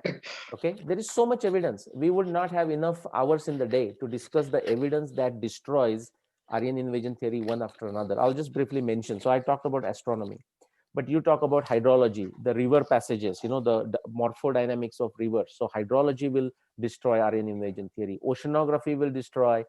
Linguistics, that is the work of Srikant Talagiriji, for example, destroys Aryan invasion theory. I mean, you just name it. Genetics. So now what is genetics telling us? Genetics, in our ancient Indian narratives, we have descriptions of multiple migrations out of India. Right. Now, that is not to deny inward migrations. Even in ancient times, they might have happened. Nothing of course, there had to be, yeah. Yeah, nothing wrong with that. But there are these migrations, and they can be found, the out of India migrations can be found in the genetic evidence. They are found in the genetic evidence. Yeah. The papers, so what happens? And I'm seeing this for last 20 years. Like Stephen Oppenheimer, you know, again, a British person, did a wonderful book. Then there was somebody else from America, I think. He also did a book. Guess what? When describing these genetic migrations around the world, they do a fabulous job. Right. When it comes to India, 40,000 years ago, 60,000 years ago, they will acknowledge the oldest gene pool is in India. Right. But I don't know what that happens to them. Just like many of our pro-India researchers who suddenly show lack of comprehension, lack of willingness to study the works like Srikant Talagiri's or mine or Premendra Priyadarshi. Okay, the same thing with these people. Suddenly, when it comes to India and this, they again immediately bring the Aryan invasion. They say, yeah, and then Aryans came to India in 2000 BC. These, you can take Stephen Oppenheimer's book from 2000 and you will still see that. Now, hopefully he has changed. There is another person who also did the same thing. And you will see this repeated ad nauseum. So when it comes to India, again, they will put Aryan invasion. Now, that is also a problem for practically 99% of genetics papers. Right. So as far as the genetic data goes, it's perfectly fine. But when it comes to interpretation, in a very dogmatic, idiotic fashion, they pull this Aryan invasion to explain the genetic data when it comes to India. Right. Okay. Yeah. So there is evidence that we cannot count that destroys Aryan invasion theory repeatedly. There is no dearth of evidence. But people have to study. I mean, if they are going to argue with some leftist guy, or they're going to argue with some dogmatic fellow who is still stuck in this Aryan invasion nonsense, people have to study. Each one of us has to study. Of course. There was staying on like DNA and genetics and stuff. There was I think there was a paper that was authored by I've got it written down here, some notes here. So it was authored by 92 scientists from around the world, and it was called the Genomic Formation of South and Central Asia. Yeah. Now, researchers looked at genome data from 612 ancient people, and samples were taken from Eastern Iran, Tehran. Yeah, let me stop. Yeah. No, you tell me the thing, but I'll tell you the authors. Vagish Narasimhan, David Wright, right? Yeah. And then goes, go on. We met with Vagish Narasimhan. We spent 3 hours. I gave him my books. He said he will read it. I haven't heard from him, but go on. Right. Okay. So research shows that there were kind of, but this is kind of what we kind of discussed previously, and you kind of mentioned about that. Yeah. So this compared data with the present people, mainly 246 distinct groups in South Asia, right? So what they're saying is that research shows two separate groups in ancient India, which was the ANI, the ancestral North Indians, and then the ancestral South Indians, which we already kind of discussed as well. Yeah, which is what? Again, there is nothing like a ANI and ASI. Right. Actually, I asked some people with genetic PhDs and whatnot, if they can also take that same data and divide that as a AEI and AWI, and like a Eastern and Western. And I'll say if they do that, they will find the same difference or same similarities what they have shown with the ANI versus ASI. This comes from that jaundiced vision of Aryan versus Dravidian. Don't forget that. Right. Okay. There is nothing like a ANI and ASI, but they will draw the boundary. You know, I mean, I'm a Lean Six Sigma guru, okay, and I have dealt with data all my life. In my corporate world, I used to tell CEOs or whatever when they ask, like, you know, or whoever they managers. Sometimes they want to drive certain thing. I said, guys, tell me what you want to convey the message. I can create the data for that. Right. And I have done it every single time, 16 years of my career. Okay, it can be done. So that is the problem. So there is a real component. The data is real, but how you interpret. But sorry, I interrupted you. But because you used the word ANI and ASI, I wanted to say that. Understand that is also a deliberate dogma that is being pushed on us that has no scientific basis. Okay, because people can take, you know, you can change the samples. You can change the samples and see what it is. There is one research paper, and myind.net is another online forum. You know, my good friend Pramod Buravalli, he runs that, you know, out of North America. I wrote one article there, and deliberately I pointed out something. There was a gene, I mean, there was one individual human being whose sample they took. That person was from Pakistan, and even southern Pakistan. Right. But in that paper, do you know how they described it? They called that data point a Central Asian data point. Right. Okay. From Karachi. Yeah. They're calling it Central Asian. So you are also Central Asian, you know. So I mean, anything, so that is the kind of carelessness or sometimes a deliberate manipulation that is being done. Right. Okay. Yeah, but go on. Yeah. But do you really think that there is an agenda by certain types of people? Because from what I gather, there was a lot of Indian kind of scientists and geneticists that were involved in this research as well. So obviously, what they're saying is, well, we're going to go into this after as well. We still got time. Are you, by the way, are you on a time limit or anything? No, I'm okay. I'm okay. Yeah. Okay. That's fine. So. Yeah. What they were saying is, obviously we've kind of discussed this, was that the South Asian hunter-gatherers were the oldest people on the subcontinent related to the modern day Andaman Islanders. So I suppose that relates back to the out of Africa population which came into India many thousands of years ago. The number two was the Iranian agriculturists came to the subcontinent, possibly bringing forms of, again, is disputed as well, because no, it's not disputed. No, Nishiji, it's not disputed. It is utter nonsense. Okay.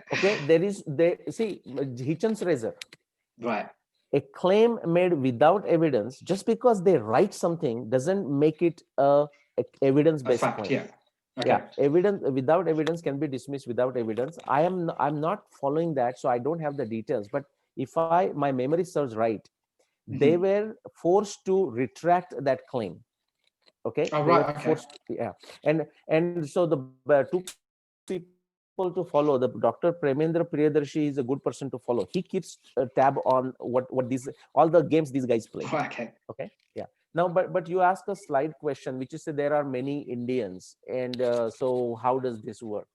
Okay. Well, I mean, you go to Indian media and find out all the so-called famous people in the Indian media. Yeah. They're all Indians. The whole Bollywood is Indian. Yeah. I mean, they are sold out people. Extremely deracinated, you know. I mean, they have no clue of what research means or anything like this. So I'm talking just the media and a Bollywood. But that also gets seeps into academia. Right. I mean, you give them a a carrot of coming to some conference, spending a couple of years at Harvard or Chicago, Columbia. That's enough to they are willing to compromise. Right. I mean, Okay. I will not blame them sitting here. I mean, I can understand the short term gain that they think, or the name attachment that they will get to do with the famous university and so on. So Yeah. people will do it. Many Yeah. times the Indian names that you will see Yeah. in these papers, the names are placed there because they were influential, or they facilitated the access to the data, access to the Indian data. Right. In many cases, they may not have done anything. They may not have written the paper. They just simply said mama, like, in the during the Satyanarayan Puja, the wife touches the hand of a husband, and something like Yeah. this. They may not have done anything. That is a fact. Right. What I will say about genetic papers is this. I will just summarize that. So there is a factual genetic component, and as far as that goes, for most part, I would say they don't mess with it, because the data can be demanded to be seen by others again. Right. Okay. Okay, so they don't, because they have to file the data, show the summary of the data, and so on. Yeah. Where they pull whatever they want to do is when it comes to interpretation, like this southern Iranian. Did they say southern Iranian or something? No, so they said there were three different types of migration. So one was the South Asian hunter-gatherers, then the Iranian agriculturists, and then No, the steppe yeah. pastoralists. Okay, so let's put the steppe pastoralists for a minute. The Yeah. Iranian agriculturalist, okay, and I don't know if they gave the time, but let's say, what is the Iranian agriculturalist? That's an Mhm. Indian. See, we have lost a touch. The very name Iran is Yeah. also from Arya. If you Right. ask any Iranian, he will tell you that. Yeah. They were proud people of Arya. Right. You will see those descriptions. If we are saying King Bhagadatta came from Iraq, further west of Iran, in the Yeah. Mahabharata war, what is Iran? Iran is a very much Persian, like the Parsis, the Zoroastrians, and the fire worship. You can see indirect descriptions of that in the Mahabharata Shanti Parva. I mean, that's a Right. totally different subject. Sure. So, I mean, we are talking. So they are using that. So now it sounds like Iranian. It's like somebody said, oh, somebody migrated a few hundred years from Pakistan to India. Now, how does that sound? There was no Of Pakistan course. there. Yeah. Same thing. That is the case.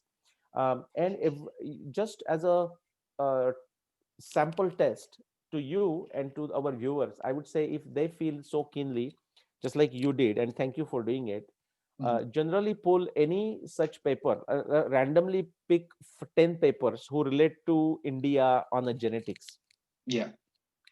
There will be a discussion. Go to the end references, what you call the cross references, or the summary of references, Yeah. at the end, and keep on going until you find a paper on Aryan invasion and the linguistics, and you will always find a paper on Aryan invasion, linguistics, or some book, and that comes from this whole Aryan invasion nonsense. So what happens is they do their genetics fine, and then they pull the Aryan invasion and they say, okay, here. Right. Okay. So to interpret genetic data, they use a faulty, dismissed dogma of Aryan invasion as if that is a valid theory. And that's where all this nonsense happens. Right. This is Okay. not limited to this paper. This Yeah. will happen with every single genetic paper in the context of India. Okay. All right. Okay. And as I will repeat, I have no problem. There is a migration of outside people inside. Yeah. Where what we are saying is the argument of they bringing Sanskrit false, the argument of they bringing agriculture false, Yeah. the argument of they bringing horses, I'm fine with it. For example, Mahabharata, Ramayana, they talk about the horses from outside, just like Right. there were domestic horses like Marwadi horse and Shivalik horse and whatnot. They also Mhm. talk about, I mean, many other later Puranas will talk about Kamboj, the horses from different areas like Afghanistan and other areas. So nothing wrong with that. Okay. Right. Okay. That's fine. So we can dismiss this paper altogether and not go any kind of further with Everyone it. should read it. Yeah, everyone should read it. To Yeah. Yeah. see what is the real component, and when the agenda begins. Sure. Okay. No problem. Because I think that what they because I found a lot of what they were saying was kind of being projected by a lot of other people as well. So, for instance, I did a lot of kind of online researching and stuff, and I watched a lot of videos, and it seems to be so many people that are saying the same kind of thing. So that is how academia works. yeah, Okay, what Thomas Kuhn called a normal research. right. Everyone says aye sir, aye sir, aye sir. That's how these they talk to each other. That's how the grants are written. That's how the Yeah. peer reviewed papers are approved. Hmm.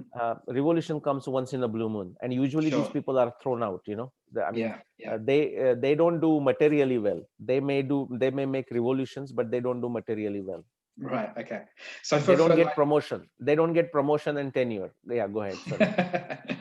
no, for for people like myself who don't have that much knowledge about DNA and genetics and so forth, obviously, we go by what scientists say and so forth, and by research of these papers, and we'll try and read a few books here when we can and stuff. But so for us, it's kind of I'll just interrupt and say Purva Paksha demands that yeah. not only you read their paper or a book, but you read about them, who they are, what is their Right. agenda, what is their integrity, and Sure. it's very important. Okay, no problem. All right, thank you so much. So next question, I think you've already answered that, so I'm going to skip this one. What does each Indian need to do to become aware of this dogma?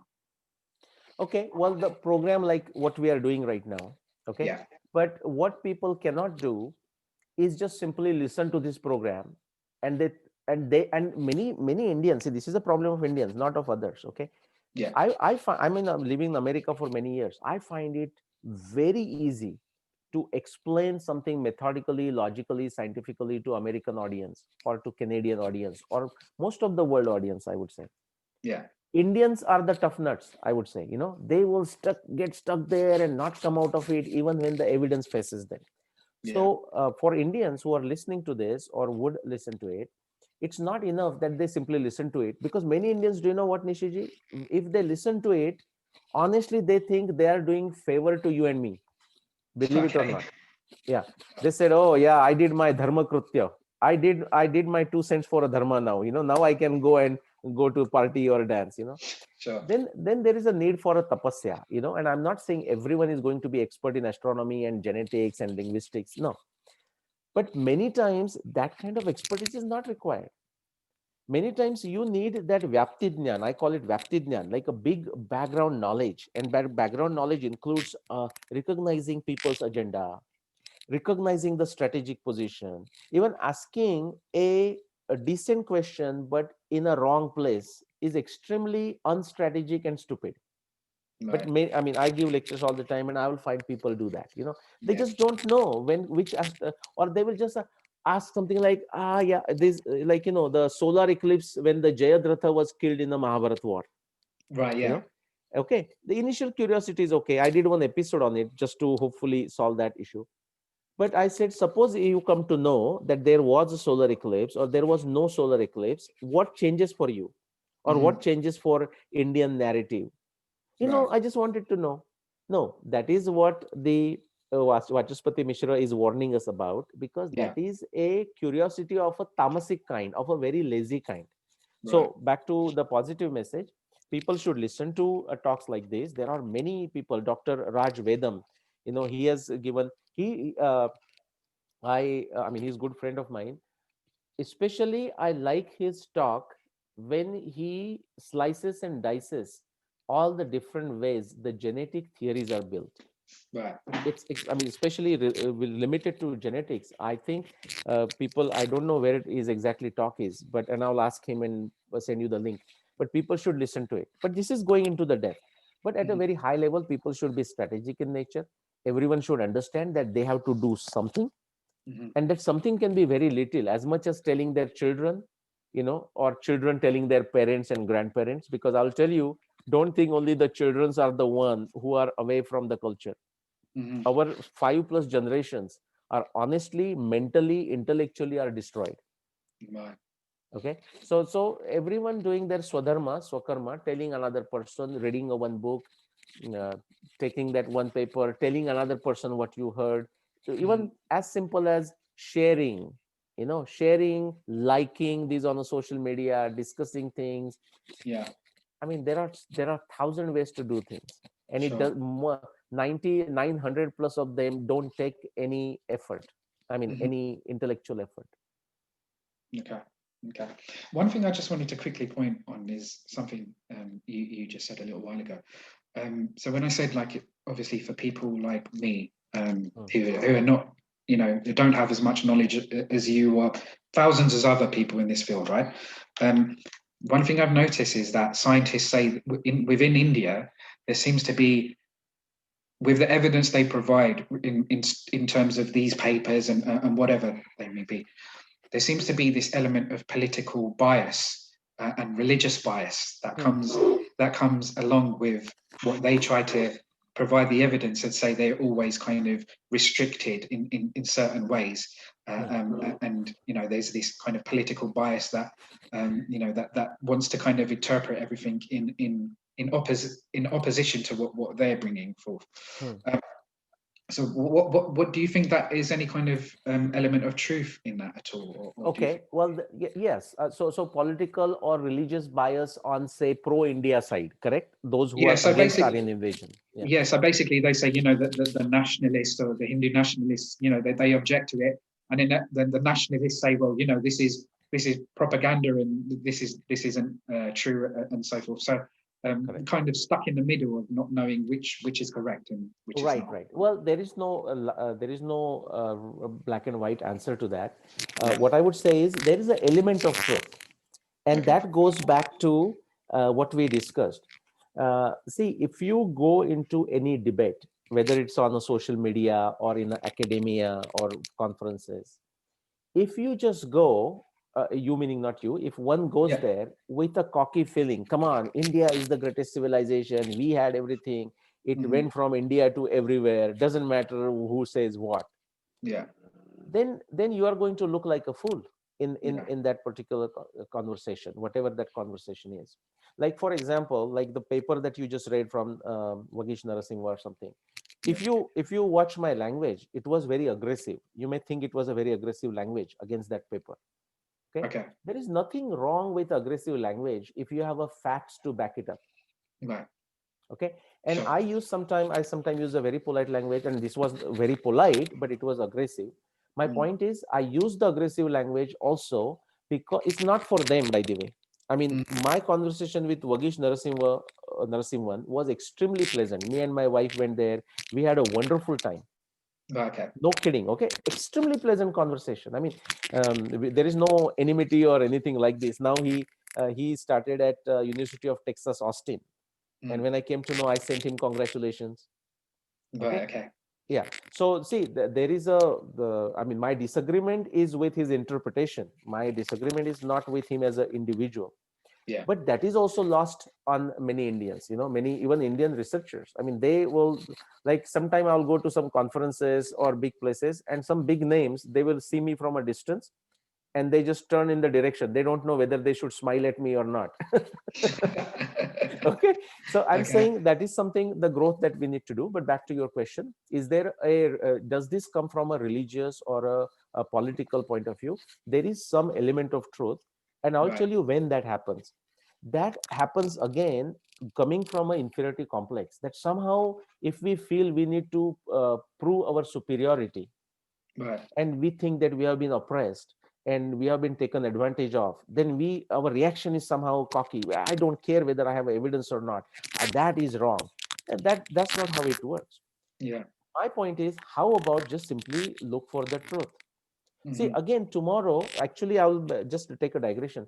There is, in my community, like, I'm called in Maharashtra the Chitpavan Kokonastha Brahmin, like a certain part of the Konkan, the ocean Right. floor, the ocean side. And among the mothers, I mean, among the ladies of my community, let's call it, you'll find them extremely fair skinned, many of them. Like, if you see my wife, fair skin, and I mean, so Yeah. when we travel, and when we travel in India, that's another interesting humor point. Everywhere it happens repeatedly. So we go there, and people think, I mean, it may be a lighter moment for the listeners. People think, I have married American or European or something. That's one Right, big okay. thing. Yeah. And so we are now traveling and she's speaking Hindi to whatever the driver or our party who is receiving party. And then Mhm. suppose she sleeps and then the person will say something like, I don't know if you understand Hindi, but he says, Madam ki Hindi achhi hai. Like Yeah. Madam speaks great Hindi. And the person is thinking, my God, this she has mastered Hindi so fluently and stuff like that. Yeah. The reason I mentioned that is when the genetic tracking is done for the ladies, the X chromosome kind of a pool for my community, they find some connection with like Estonia, Latvia, some that area. Mhm. Okay, and why? I mean, that is a great question worthy of investigation. My point is, for example, if as a part of the research, we may find out that someone from India or from some other part, he would have married a lady from Latvia, or few people married there, and finally they came via ocean, whatever, to India, that part, Right. and settled. I'm making a hypothetical scenario. But so if it's found out that I'm originally from Latvia, like my ancestry is Latvian, and then we came, it would not bother me at all. I mean, why would it bother me? I will say, wow, I didn't know that. That's very interesting. Now I should visit Latvia for all it matters. Sure. So my point is, if we stick to the truth based on the evidence, then we should let the evidence take us wherever that truth is. Mhm. Okay, but that is not practiced by many of our folks, especially in social media. They get very emotional. Wow. And yes, so therefore sometimes you'll see the tones of politics or tones of religious thing. Having Mhm. said that, that is not to agree with the claims of other side, because I will say, while there is an element of truth, the claims of other sides are extremely dogmatic, extremely politically driven, extremely religiously driven, extremely driven by race, extremely driven by all the religious whatever, the feelings and so on, Yeah. or colonial interest. So Mhm. I mean, I'm not accusing them, I'm just telling them the facts. Just like there is element of religious and nationalistic thinking when you Yeah. see that AIT OIT discussion. Yeah. Yeah. Okay. For me, there's nothing wrong with being a nationalist or anything like that, especially being from India. Like I personally think Modi ji is a great prime minister and he's doing a wonderful job for India. But I think there's sometimes that there's kind of, like you said as well, there's some bad elements that can come along with nationalism as well. And I think I've noticed that within the group as well, when there's a lot of this kind of false information that's being spread about India and its heritage and so Correct. forth, its history and so forth. Correct. Um, so yeah, I'm glad that you kind of pointed that out, and you stayed kind of neutral, I would say, and you Yeah, didn't. and not neutral, to be politically correct. See, in our Yeah. house here, like Ashwini, my wife and me, we fight every day about India versus America. Okay. Huh? Right. And it's on both sides. Like, certain things that I like about America, she may not Yeah. think that way, Sure. and vice versa. I mean, then Yeah. certain things I don't like about America, she says I don't find problem with them. So Yeah. I mean, we are a mixed baggage, right, with our Of perception. course. Yeah. Wonderful. Wonderful. Okay. Because I hope you don't have too many fights with your wife about these things. Okay, so next question. Hmm. I think that we've got like two questions left. We'll just spend a Perfect. short Okay, time. very good. I'll So give if short answers. Yeah. okay, that's great. If not Aryan invasion theory, how does one explain the similarity of languages between Europe and India? And I think you kind of touched on that Yeah, previously. in a way I touched on it. I'll just so add, there is a now, especially we have these evidence, but that evidence is only shabda praman, only written somewhere. That is not Okay, a evidence of a highest kind. Okay.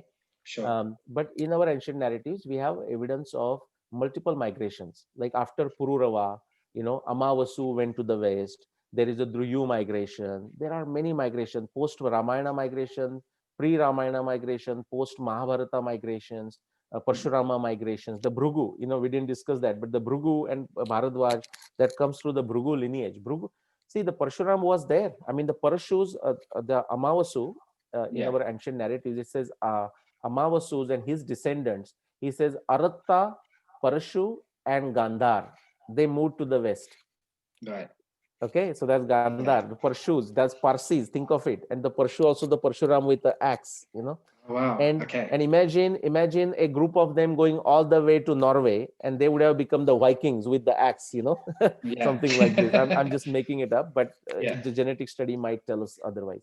So that exists. Genetic evidence is actually godsend.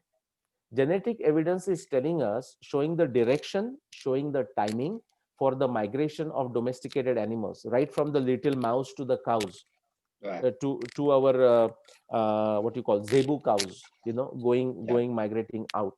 The linguistics migrating to Mitanis and all that going out. So yes, so to answer that, we have enough evidence of OIT. So in fact, people think, oh, so now as a AIT, you are coming up with this OIT. No, we are not coming up with the OIT. In fact, as you said, the languages, similarity of languages still need to be understood. I'm not saying explain.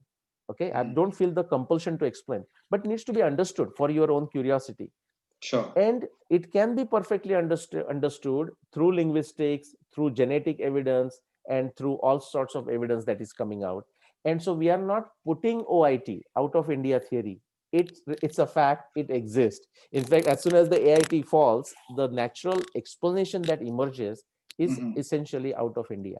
That is not to discount people also coming in and going back and forth and migration. Okay. Going on to OIT, what we were just discussing.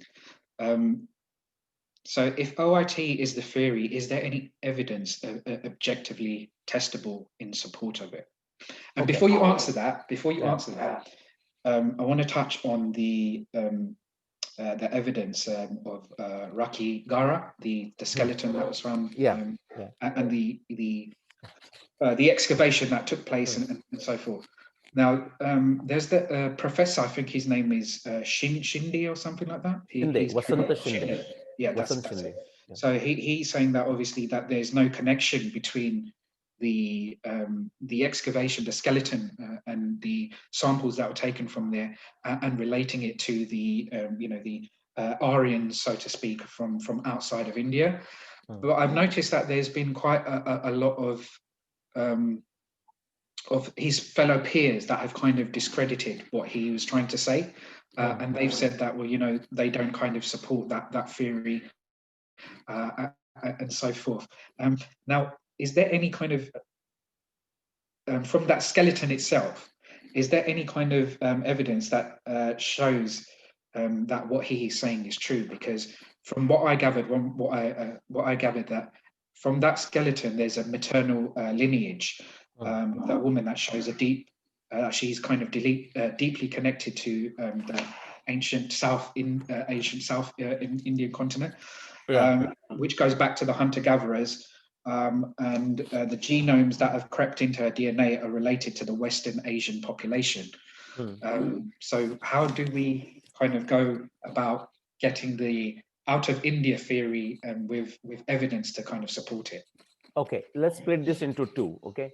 So let me deal with the Rakigadi and the Vasant Shinde's interpretation and all that in a separate one.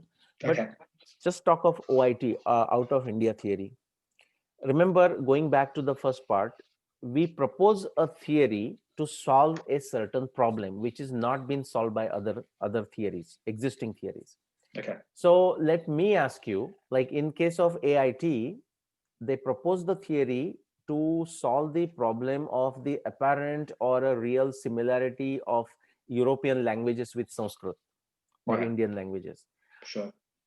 For OIT, what problem are we going to solve? For which OIT is a solution? Against the Aryan invasion theory, I suppose. Okay, yeah, but see, okay, so I'm glad you said migration. That. It's very important. A falsification of one theory by default does not prove other theory. Okay, sure. Okay, that's scientific acumen. So Aryan invasion theory is false because it doesn't have evidence. Right. We didn't discuss that, and that's fine. We'll do it some another time. But any scientific theory should have 5 elements. Like Nyaya Darshana says that, the Karl Popper will say in Karl Popper's language, science or scientific method or scientific theory or whatever it is actually a triangulation of explanation explanation, prediction, testing in the context of a theory and in the context of a background knowledge. Those are the 5 points, the 3 points of the triangle: theory and a background knowledge. That's exactly what Nyaya Darshana says thousands of years ago. Right. Okay, I'll not just go into the Sanskrit one. So if you try to plot these 5 elements for Aryan invasion theory, this is what you find. You only find one point as a starting point, which says there is a similarity between the languages of Europe and the languages of India. Okay. And to solve that problem, you propose a theory that maybe the people came from Europe to India or India to Europe, which is what they believed for 100 years or so. But after that, so you have something to start with, a problem.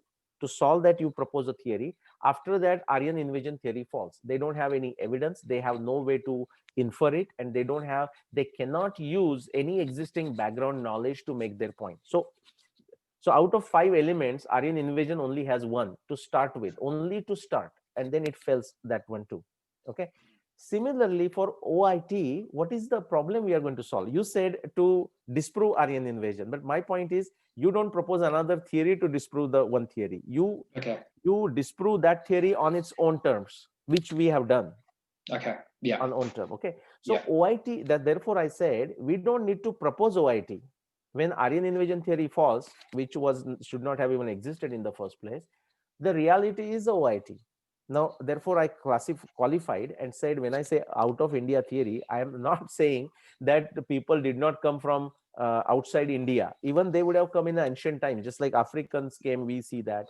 People might have come from Europe, people might have come from all parts of the world, and that doesn't matter. Yeah. Because the Aryan invasion theory is useless. I mean, because their argument, look at their argument, how savvy the argument is framed.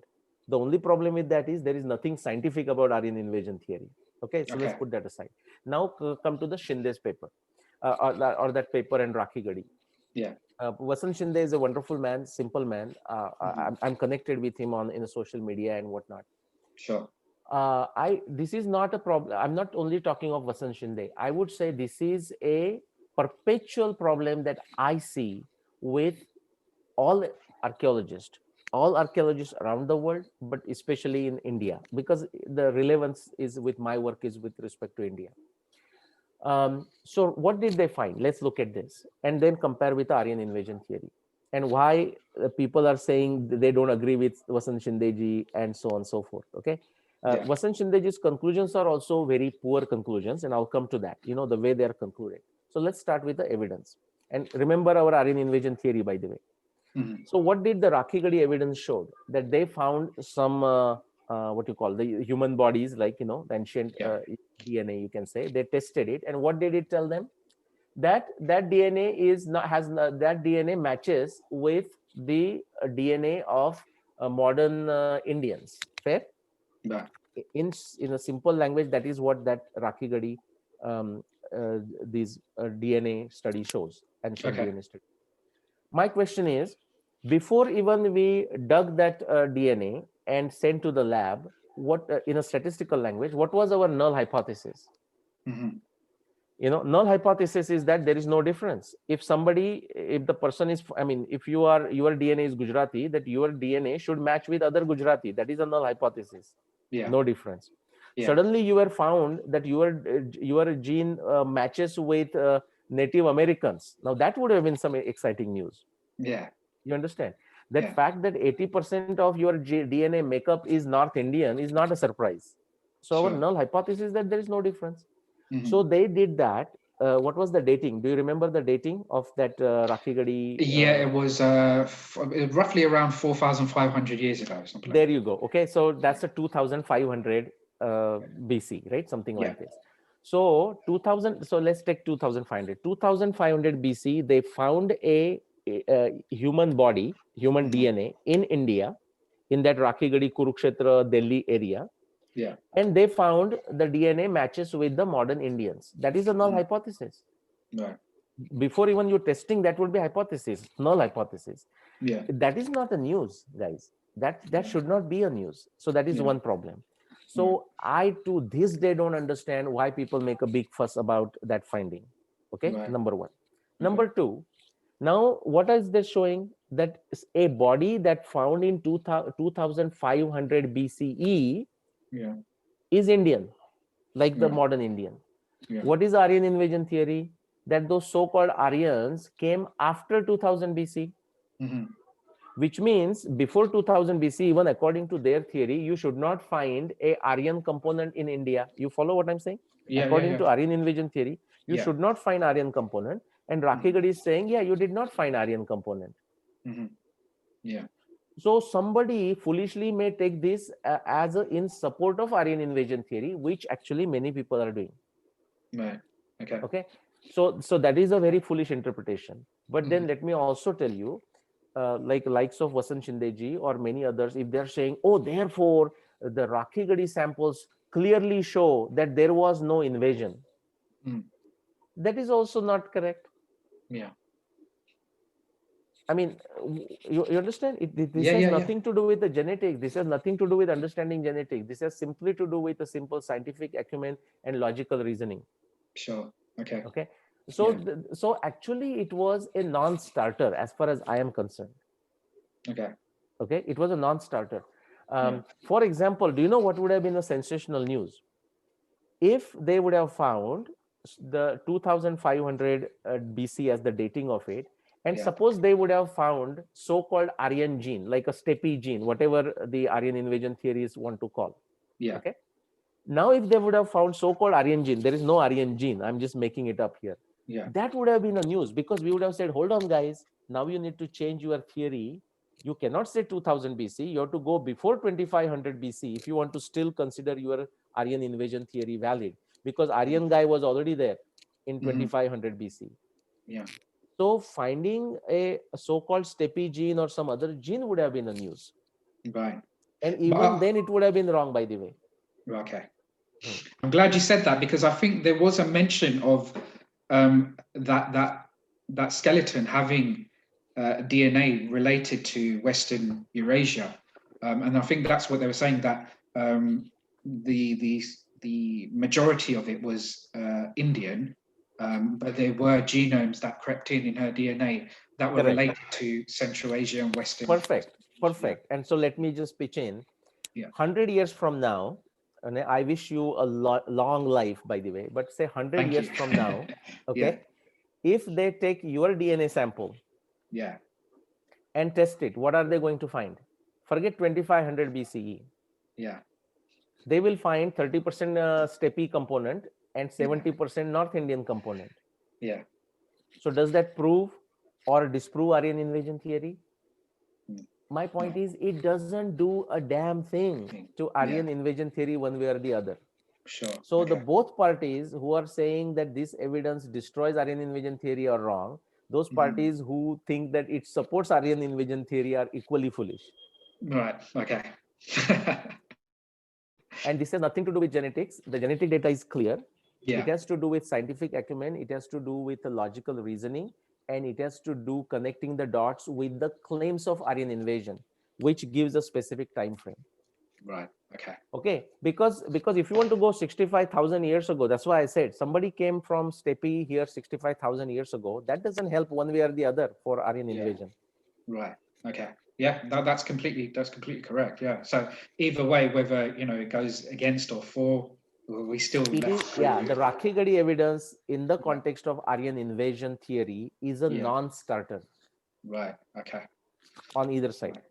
Right. Okay. Thank you And for. just imagine how much big hoopla we have made in the newspapers and TV shows and YouTube and interviews. Yeah. Go figure. Yeah.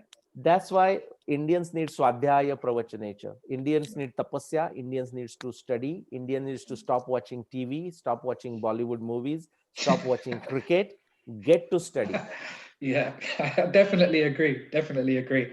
Hopefully that, I don't know if it's going to ever, people will actually take to kind of studying and so forth.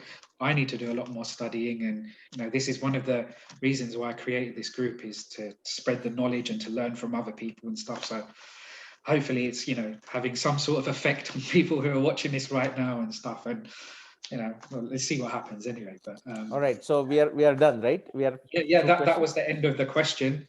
So obviously, thank you so much for taking part. I think there was a few questions from other people, but I think they're probably things that we've already covered. We must have already covered, yeah. Yeah, so that's completely fine.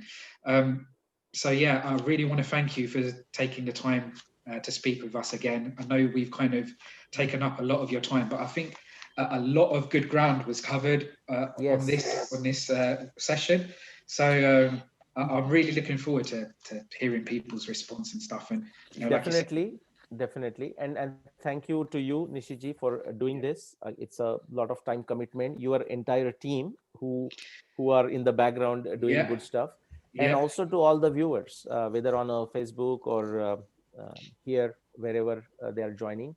And so please, if you like it, please share with others. This is because we have to take this knowledge and educate others. So those who are watching, thank you again for spending this part of the day with Nishiji and myself.